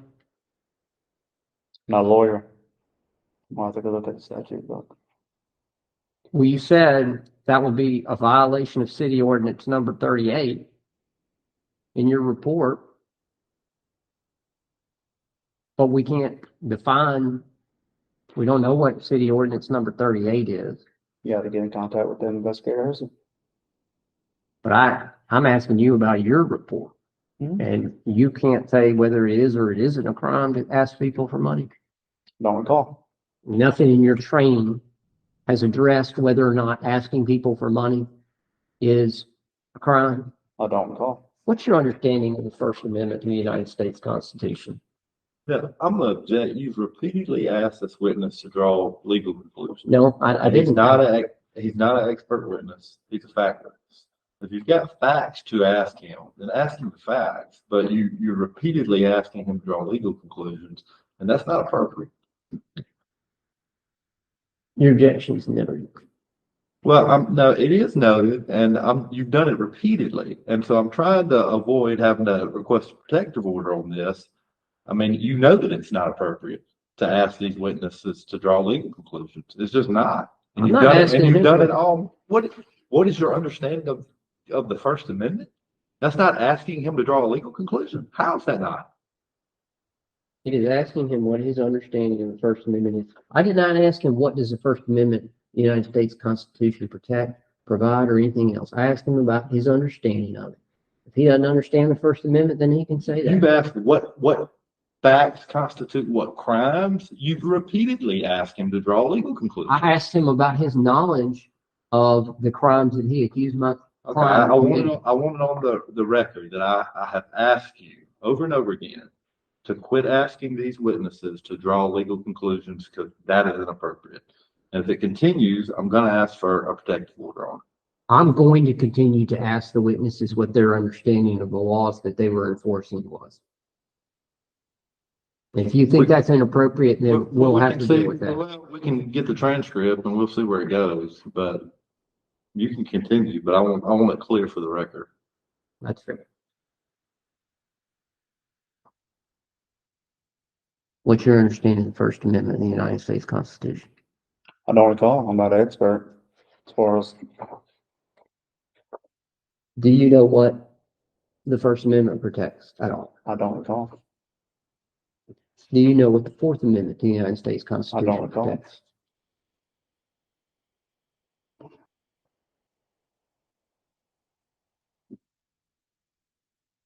Do you know what the Mississippi Constitution provides regarding the right of the people to peaceably assemble and petition the government? Don't recall. Do you know what the Constitution of the state of Mississippi provides regarding freedom of speech and the freedom of press? I don't recall. Do you know what the Mississippi Constitution provides with regard to deprivation of life, liberty, or property without due process of law? I'm not a lawyer. I understand that you're a law enforcement officer, not a lawyer. My question was very simple. Do you know? I don't recall.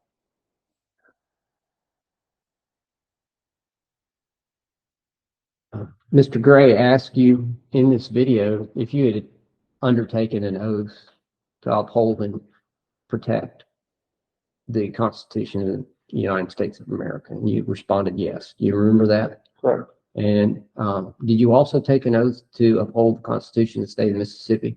I don't recall. But you would agree that your oath required you to abide by the Constitution, whatever it may require. Repeat the question. You would agree that your oath required you to uphold the Constitution, whatever it may require. Which oath? Your oath of office. You took an oath to be a police officer, didn't you? I don't recall. Do you recall telling Mr. Gray that you had taken an oath? I don't recall what a video states.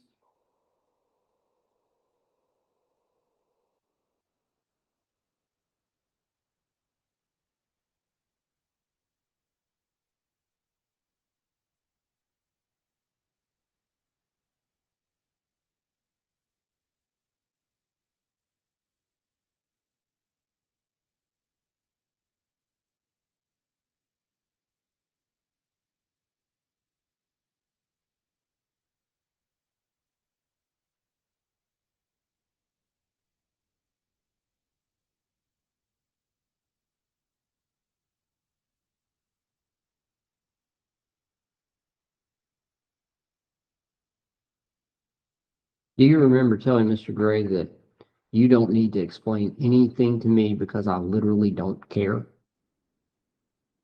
I don't recall, but if it's on the video, I'll say it.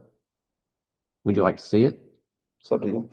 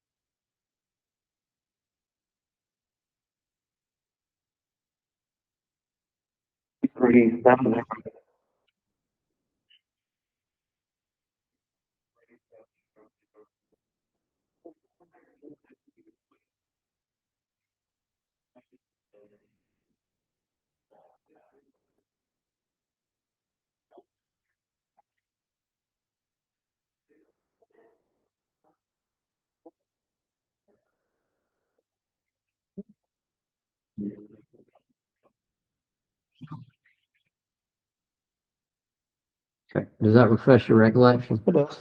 All right. And you said that you were there in reference to vagrancy, and you said it was city ordinance, and we've established that's not true, right? Who established that? Well, you already admitted that vagrancy is not a crime, Correct. all right? And so it's not a city ordinance, Okay. right? Don't recall it being in the city ordinance or whether it is or not. But No, you no. said it was. You said vagrancy was in the city ordinance. It's in your interaction. We can agree on that point, right? Whether it is or that I said it. That you said it. That I said it, yes.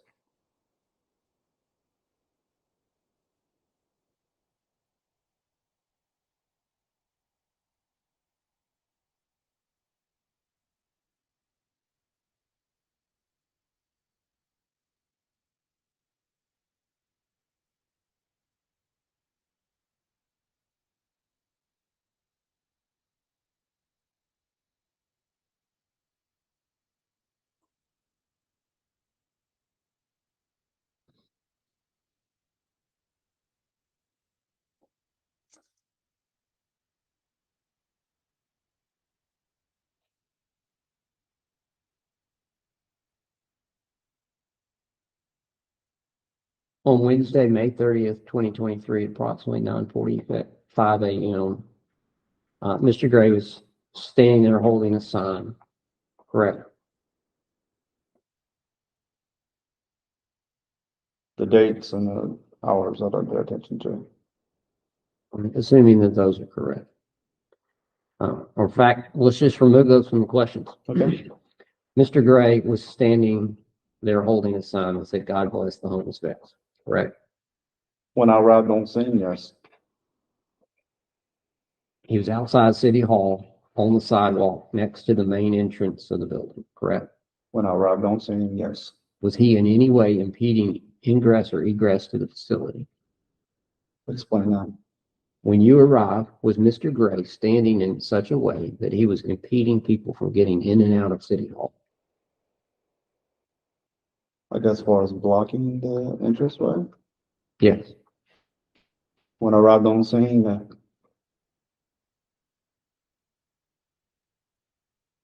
We've already established City Hall's public property. correct. Do you know why you denied those two things that we just went over in your answer? I don't recall.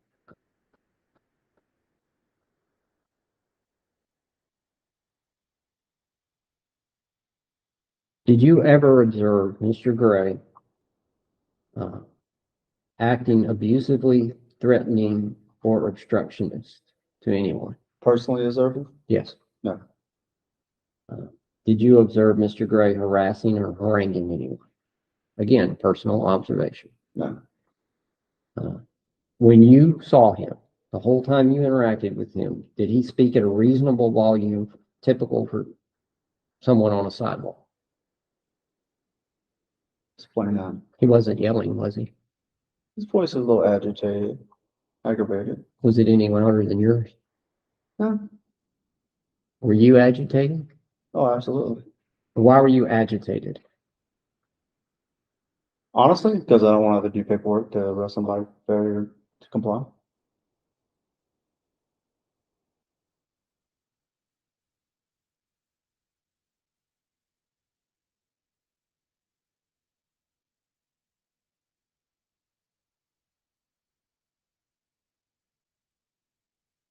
Failure to comply with your order to provide identification? Absolutely.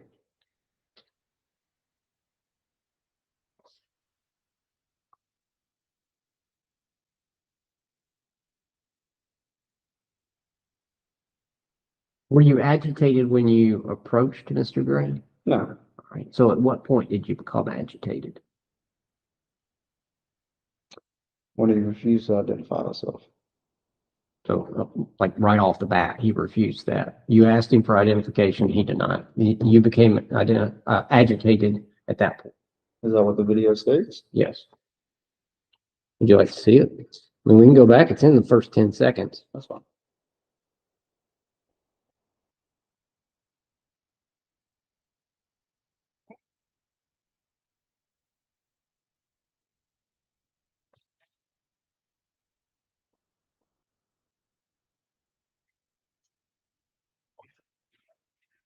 Was that the point at which you became agitated or started getting agitated? No, All right, so what point was that? That you I'm not became- sure.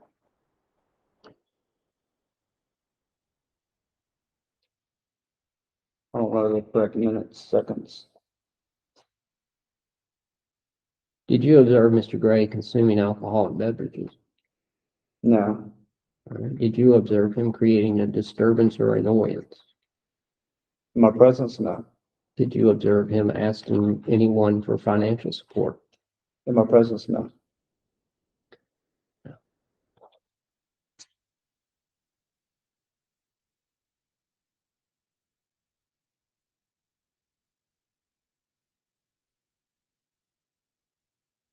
Is begging for food, money, and stuff like that a crime?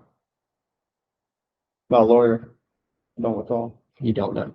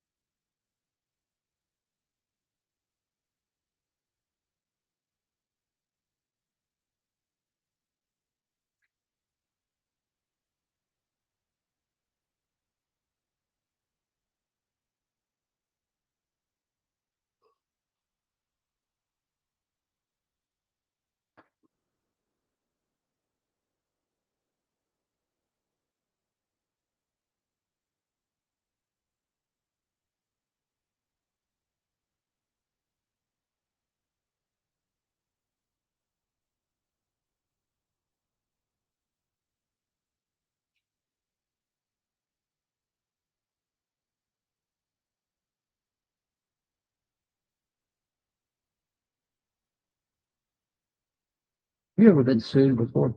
No.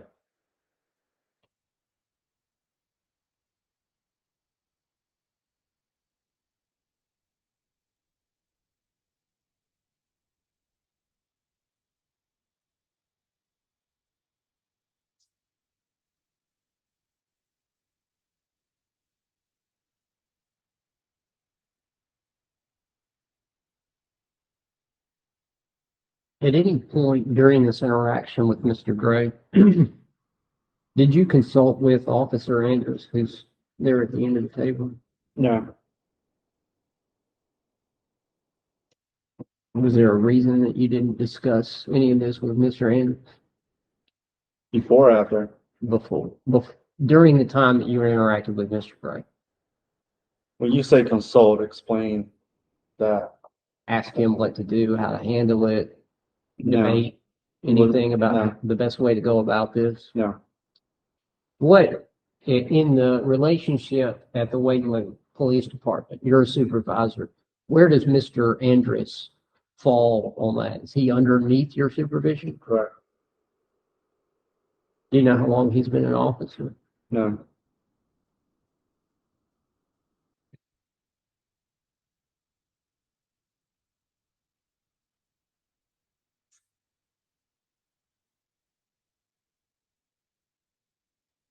Do you recall when this report was prepared? No.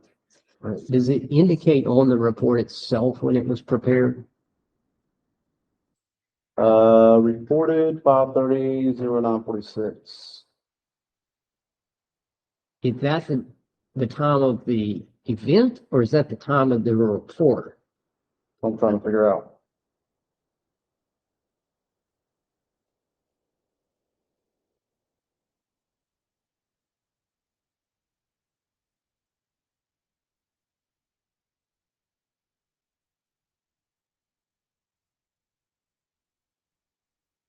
I don't see a date or time where it states up. Okay, well, the body cam video that we've been looking at has in the top left, Correct. 23/05/30/09/46 and 10 seconds. All right. So does that appear to be the time of the event and not the report? I'm not sure. You don't know if that report was prepared at the exact moment that this body cam was rolling. So you're saying that I typed the report as I'm recording? That's what I'm asking you, because No, you're saying that's impossible. So we know that this report wasn't prepared on May 30th, 2023 at 9:46 a.m. Oh, correct. Could be afterwards. And my question that started all of this was, do you know when? No, I don't. Do you know whether it was the same day, the same week? It's been over a year ago. I don't know. Okay. So I don't keep up with stuff like this. well, explain the process to me. Down there in the bottom right corner, page 15. No, page in front of me. It says approval date and time, June 15th, 2023 at 9:34 a.m. Okay, And that was approved by Mr. Hersey according to the report. correct. So help me understand how this report works its way through the system, because it wasn't printed until July. You prepared it at some point. Your testimony is you don't recall when, whether it was the same day, same week, whatever. How do you prepare this report? You do this in the cruiser, on a computer? Do you go back to the police station? At that time, it was inside the police department.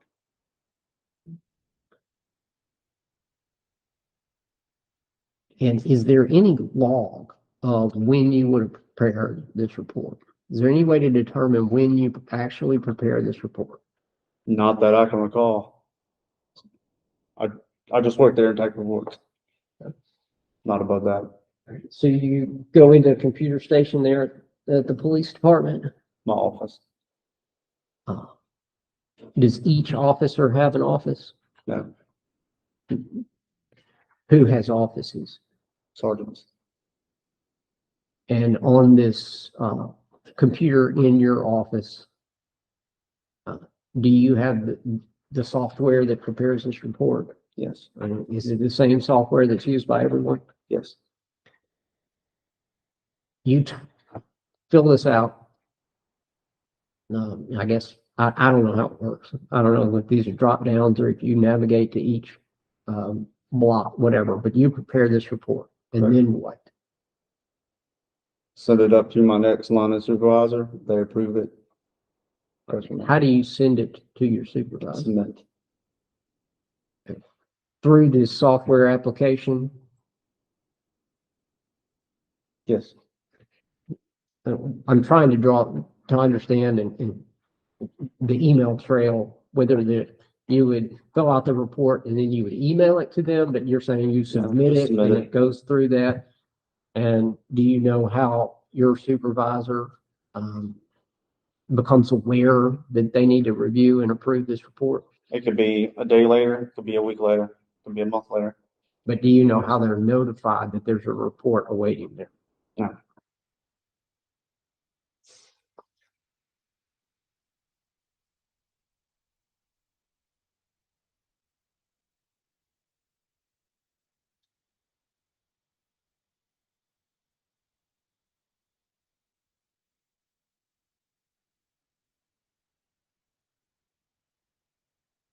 This incident with Mr. Gray blew up pretty fast. Absolutely. Do you recall whether this report was prepared before the widespread attention on the event or after it? I don't recall. So you can't testify today whether you prepared this in light of all of the attention that came from the YouTube and the news articles and everything else, or after it. Truthfully, no. Like I said, it's been over a year ago. I don't keep stuff like this stored up in my head.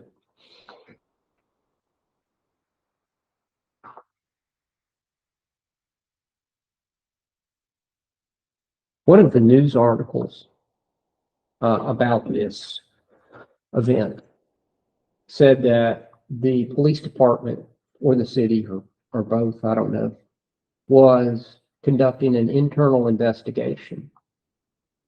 Were you part of that internal investigation? I have no idea. I don't watch news. That's not what I asked Mr. Sergeant Joffrey. Were you part of an internal investigation? As far as I know, no. Did anyone from the police department or the city come and interview you about what had happened? No. Did anyone provide you with the results of an internal investigation? No.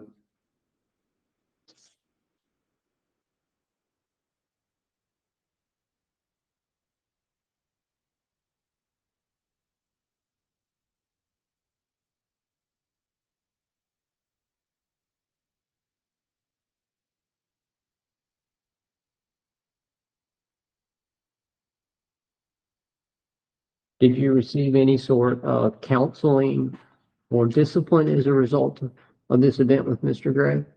Why would I? No.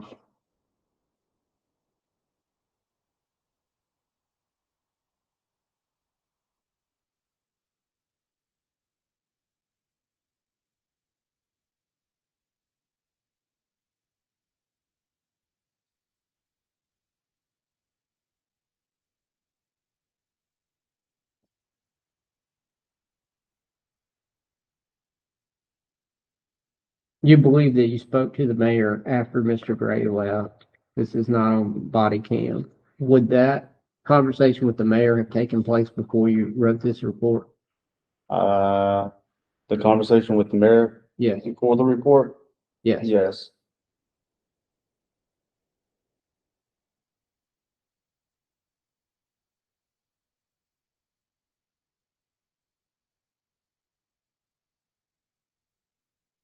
Other than the mayor, did you discuss this with anyone else after Mr. Gray left? I'm sure I did. Who? Everyone. I don't recall. Who's Bunch of everyone? people. I've had so many people approach me about it. I don't recall everyone. Well, tell me the ones that you do recall. Eddie Harrison, All right. Who else? my chief. Who's your chief? Michael McGrath. Mike McGrath. And who else? I don't recall after that. So a bunch of people, but you can recall three. Yeah, most important, my supervisors. Supervisors, Yes, would that be Hersey and Pendergrass? yes. Excuse me. Do you have any other supervisors besides those two? Not at the time. Who is Ronnie Marquez? Uh, city lawyer, I believe. I'm not sure. Attorney. Who's Lisa Ladner? I'm not sure. Who is Aaron Halsey? I'm not sure. Who is Julie Bromwell? I'm not sure. Who is Christine Beck? I'm not sure. Who is Brenda Pickens? I'm not sure. Do you recall speaking to any of those people? Ladner, Aaron Halsey, Bromwell, Beck, or Pickens? No.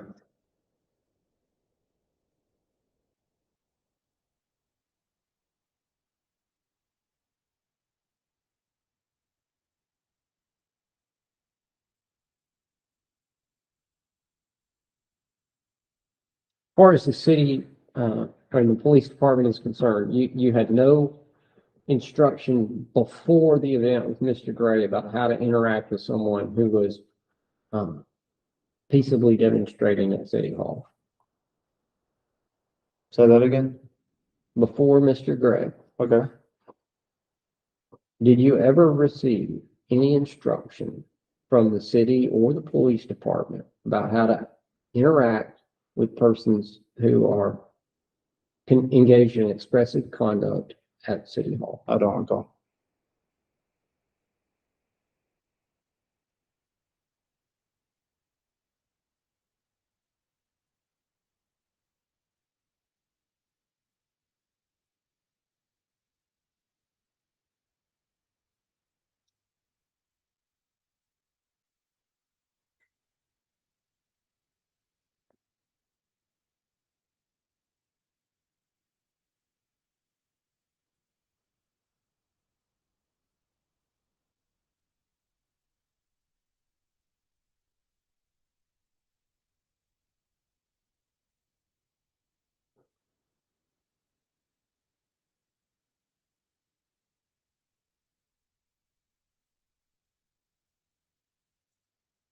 I know I asked this about the First Amendment, but did you receive any training from your department on the protection of rights guaranteed by the Fourth Amendment? I don't recall.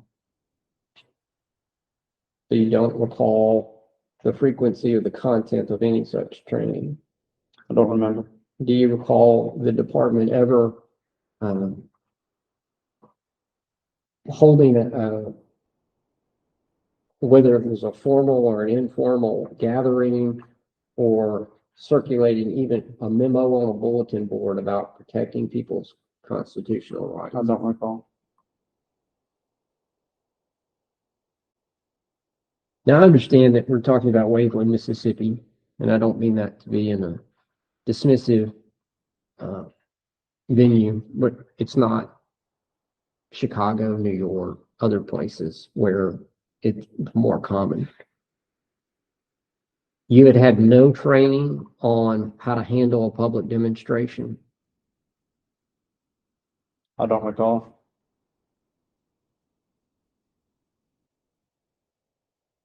You do not recall any policies on public demonstrations. I don't recall.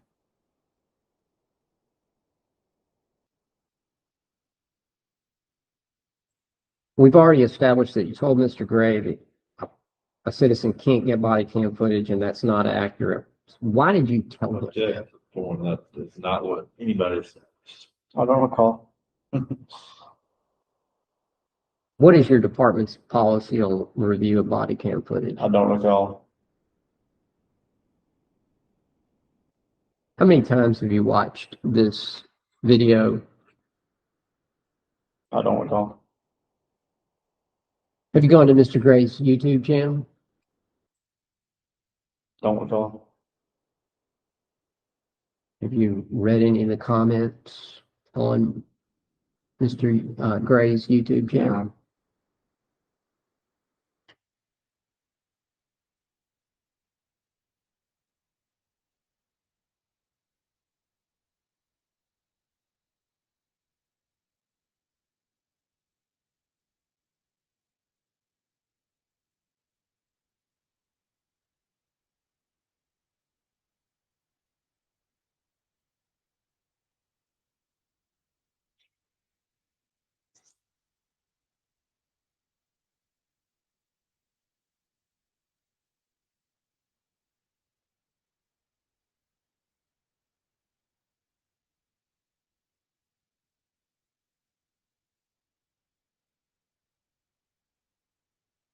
Sergeant, let's take a few minute break. Let me go over my notes. I'm drawing to an end. I want to make sure I haven't missed anything. Okay.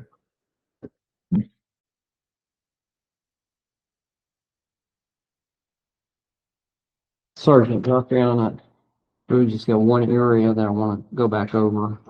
In this video, around the 2:20 mark, there's this interaction with Mr. Gray. We've already played it. It was when you said that you were investigating him for vagrancy, and then we talked about the portion about Mr. Gray saying, even though I've explained to you that I'm engaged, and you responded, you don't need to. You don't need to explain anything to me because I literally don't care. I'm out here in reference to complaint by the mayor of this city. My question for clarification is, when you said, I literally don't care, what did you literally not care about?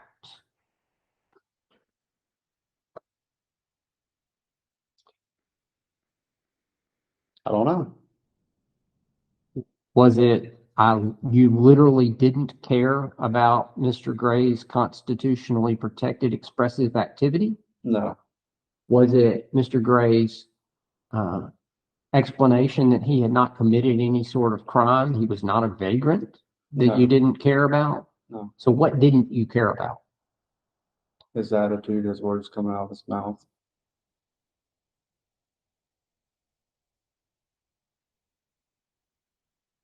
Explanation. Yeah, you don't need to explain anything to me because I literally don't care. That's what I mean. If you were conducting an investigation, why would you not care about the explanation given by the person being investigated? Because he already stated that he wasn't committing the crime. And that's not important to you. I was there for a reason and he denied it, so it wasn't going any further from his perspective. It wasn't going any farther from his perspective. What does that mean? His opinion. I still don't understand. What wasn't going any farther from his opinion?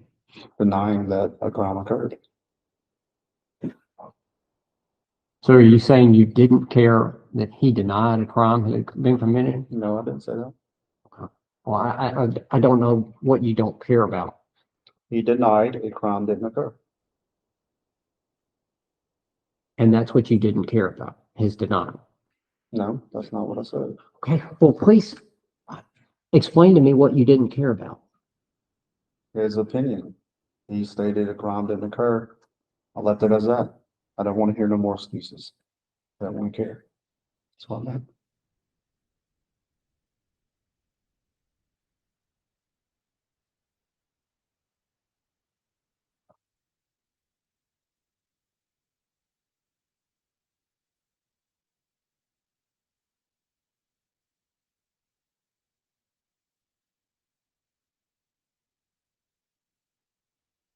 I don't know how to reconcile that with your earlier statement. You didn't care about his denial.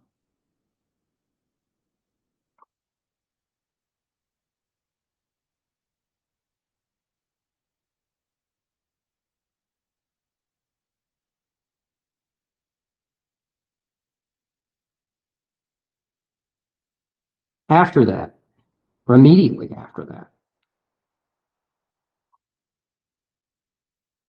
if you have any complaints, you can send him an email or call him later on. You were talking about the mayor, correct? Correct. All right. So you were acting on behalf of the city, and in fact, its chief officer, the mayor, during this interaction with Mr. Gray, correct? Take it to the front. Was that? Well, you said, I'm out here in reference to a complaint by the mayor of this city. That's all I said. Were you not acting on behalf of the mayor? I don't know, was I? You can't answer a question with a question. Were you acting on behalf of the mayor? I don't know. Why would you say, if you didn't know, why would you say if you have complaints, send the mayor an email or call him later on if you weren't acting on behalf of the mayor? I don't know.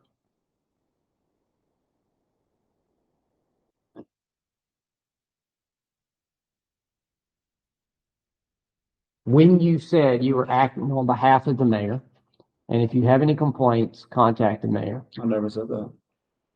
You said, if you have any complaints, you can send him an email or call him later on. You just said I was acting on behalf of the mayor, which I did not say. Okay, I'm out here in reference to a complaint by the mayor of this city. So that's what I'm asking you, and you're not answering. Were you acting on behalf of the mayor? I don't know.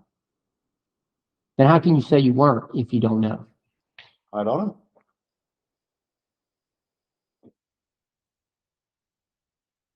That's all I have. Just a few follow-ups. All right, did you show up to interact with Mr. Gray because he was just standing on the sidewalk or holding a sign? No.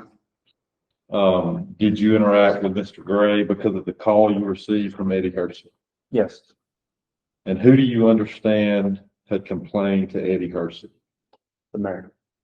And who do you understand had complained to the mayor? At that point, I'm unsure if it was employees or customers, or if it was just employees or just customers in between. I don't know. I just know there was some forms of complaints. Okay, and you went through this several times already, but from Hersey, did you understand that there was a complaint that Mr. Gray was harassing people Correct. and that he was peeping in windows, Correct. asking for money? Correct. Anything else that you recall? Don't recall anything else.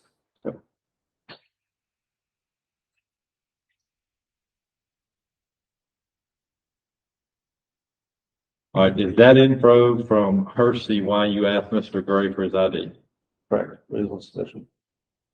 And did he give it to you when you asked for his ID? First time, no.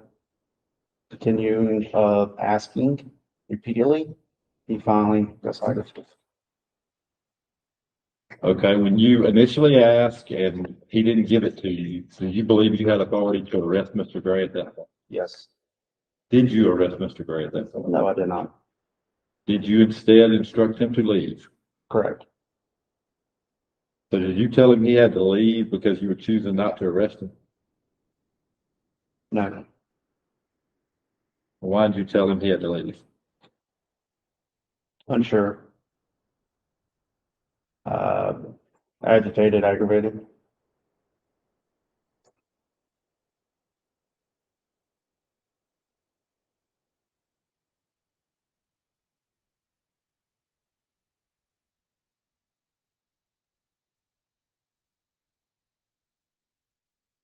Okay, that's all I have. All right, Sergeant Joffrion, you said in response to questions from your attorney that you thought you had the authority to arrest Mr. Gray at that point. Arrest him for what? Fair to comply. Failure to comply with what? My lawful order. To do what? For him not identifying. For said failure to comply.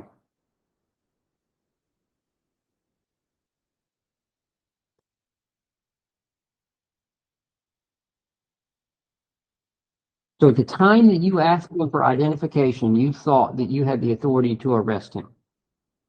Repeat the question? At the time that you asked him for identification, you believed you had the authority to arrest him. That's not what he said. I didn't believe it. I did. I was Objection. to arrest him. Is to, Objection. all objections, except as the form of the Object to question, that. Object are to the- reserved. When did you believe you had authority to arrest him? I didn't believe it. I did. When? When he failed to identify the first time. So let's go back to the video.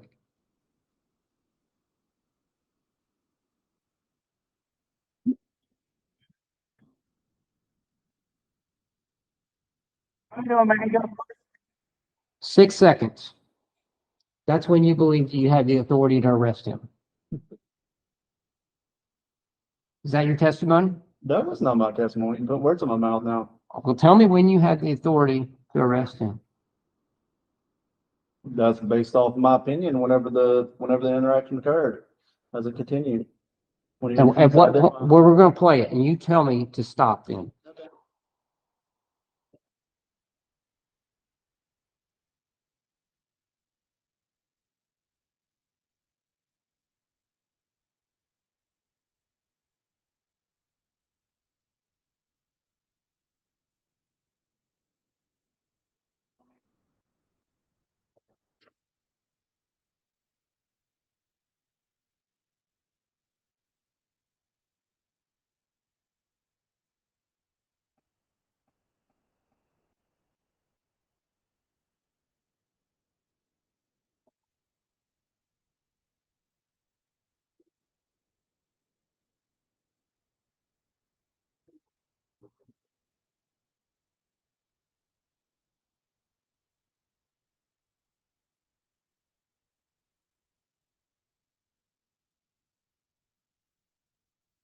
All right, so repeat the question. You were supposed to stop me when you first had authority to arrest him. Yeah, if he wasn't identified, I would arrest him. Well, we're going to play it back, and I want you to tell me to stop. It's like at Olive Garden, say when. We're going to go back to the beginning, and I want you to tell me when you first had authority to arrest him. If he wasn't identified, I would have authority to arrest him. You tell me to stop the video. You didn't fail to identify. Very compliant.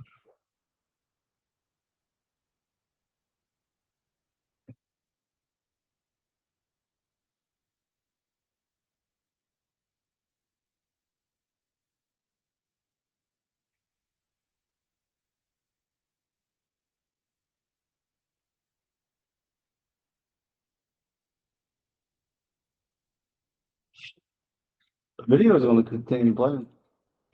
So you're not going to tell me when you had authority to arrest him?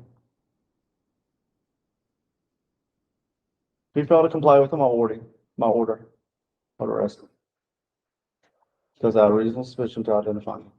You said that you had the authority to arrest him at the point that you asked for identification for failure to comply.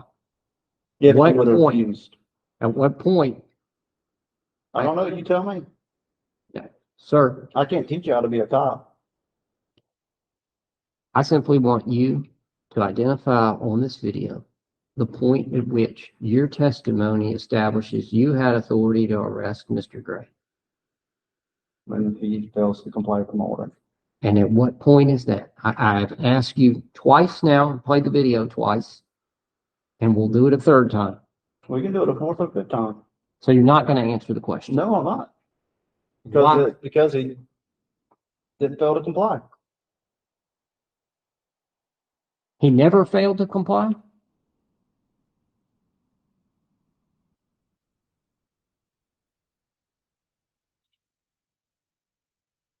Did he ever fail to comply?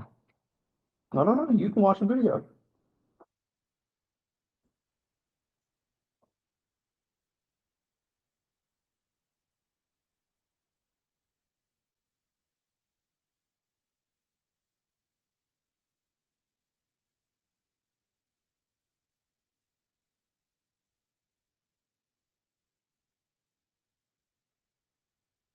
Are you able to answer the question?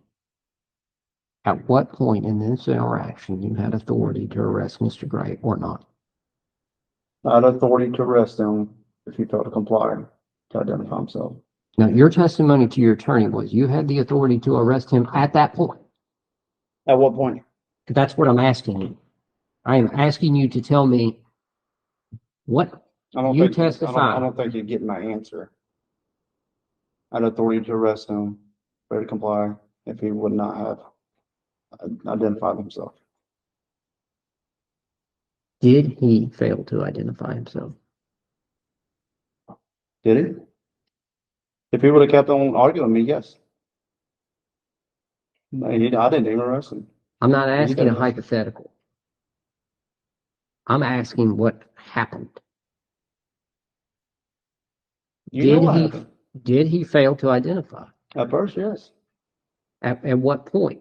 When he kept on arguing with me, when I requested his identification. All right, so then we're going to go back through this, and I'm going to ask you to identify the point at which he first failed to identify.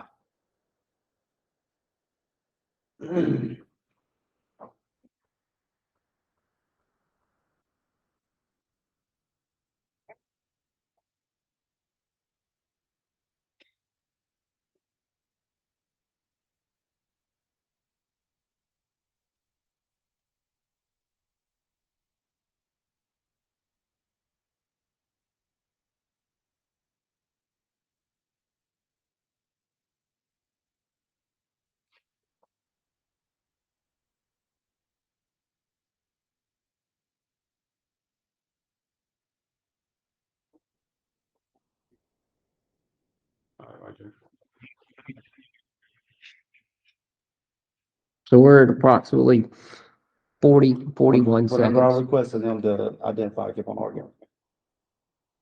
Right. So you didn't have authority to arrest him earlier than that point when you said,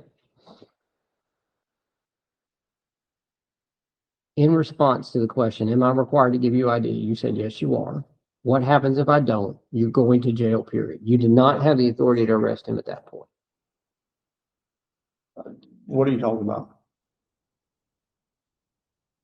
He Did would you? refuse to identify, I'm sorry, let me reword that. If he would refuse to comply with my lawful order as far as not identifying himself, yes.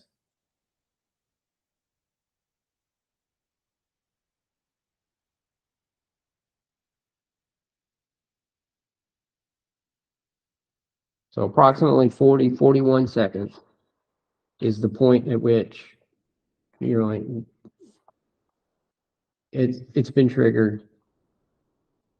That's the point at which you could have arrested him, but you chose not to. Correct.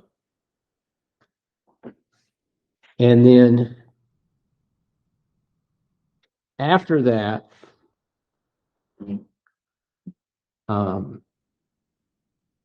you said that you told him to leave because you were agitated, aggravated. Is I that didn't right? tell him to leave because of that reason. So why did you tell him to leave? I'm not sure. Well, how can you be sure it wasn't because you're agitated and aggravated? Those are your words. Mhm. If you're not sure why, Who knows? you don't know. Yeah. And you were the speaker. You were the one, the supervisor in charge. Yes, sir.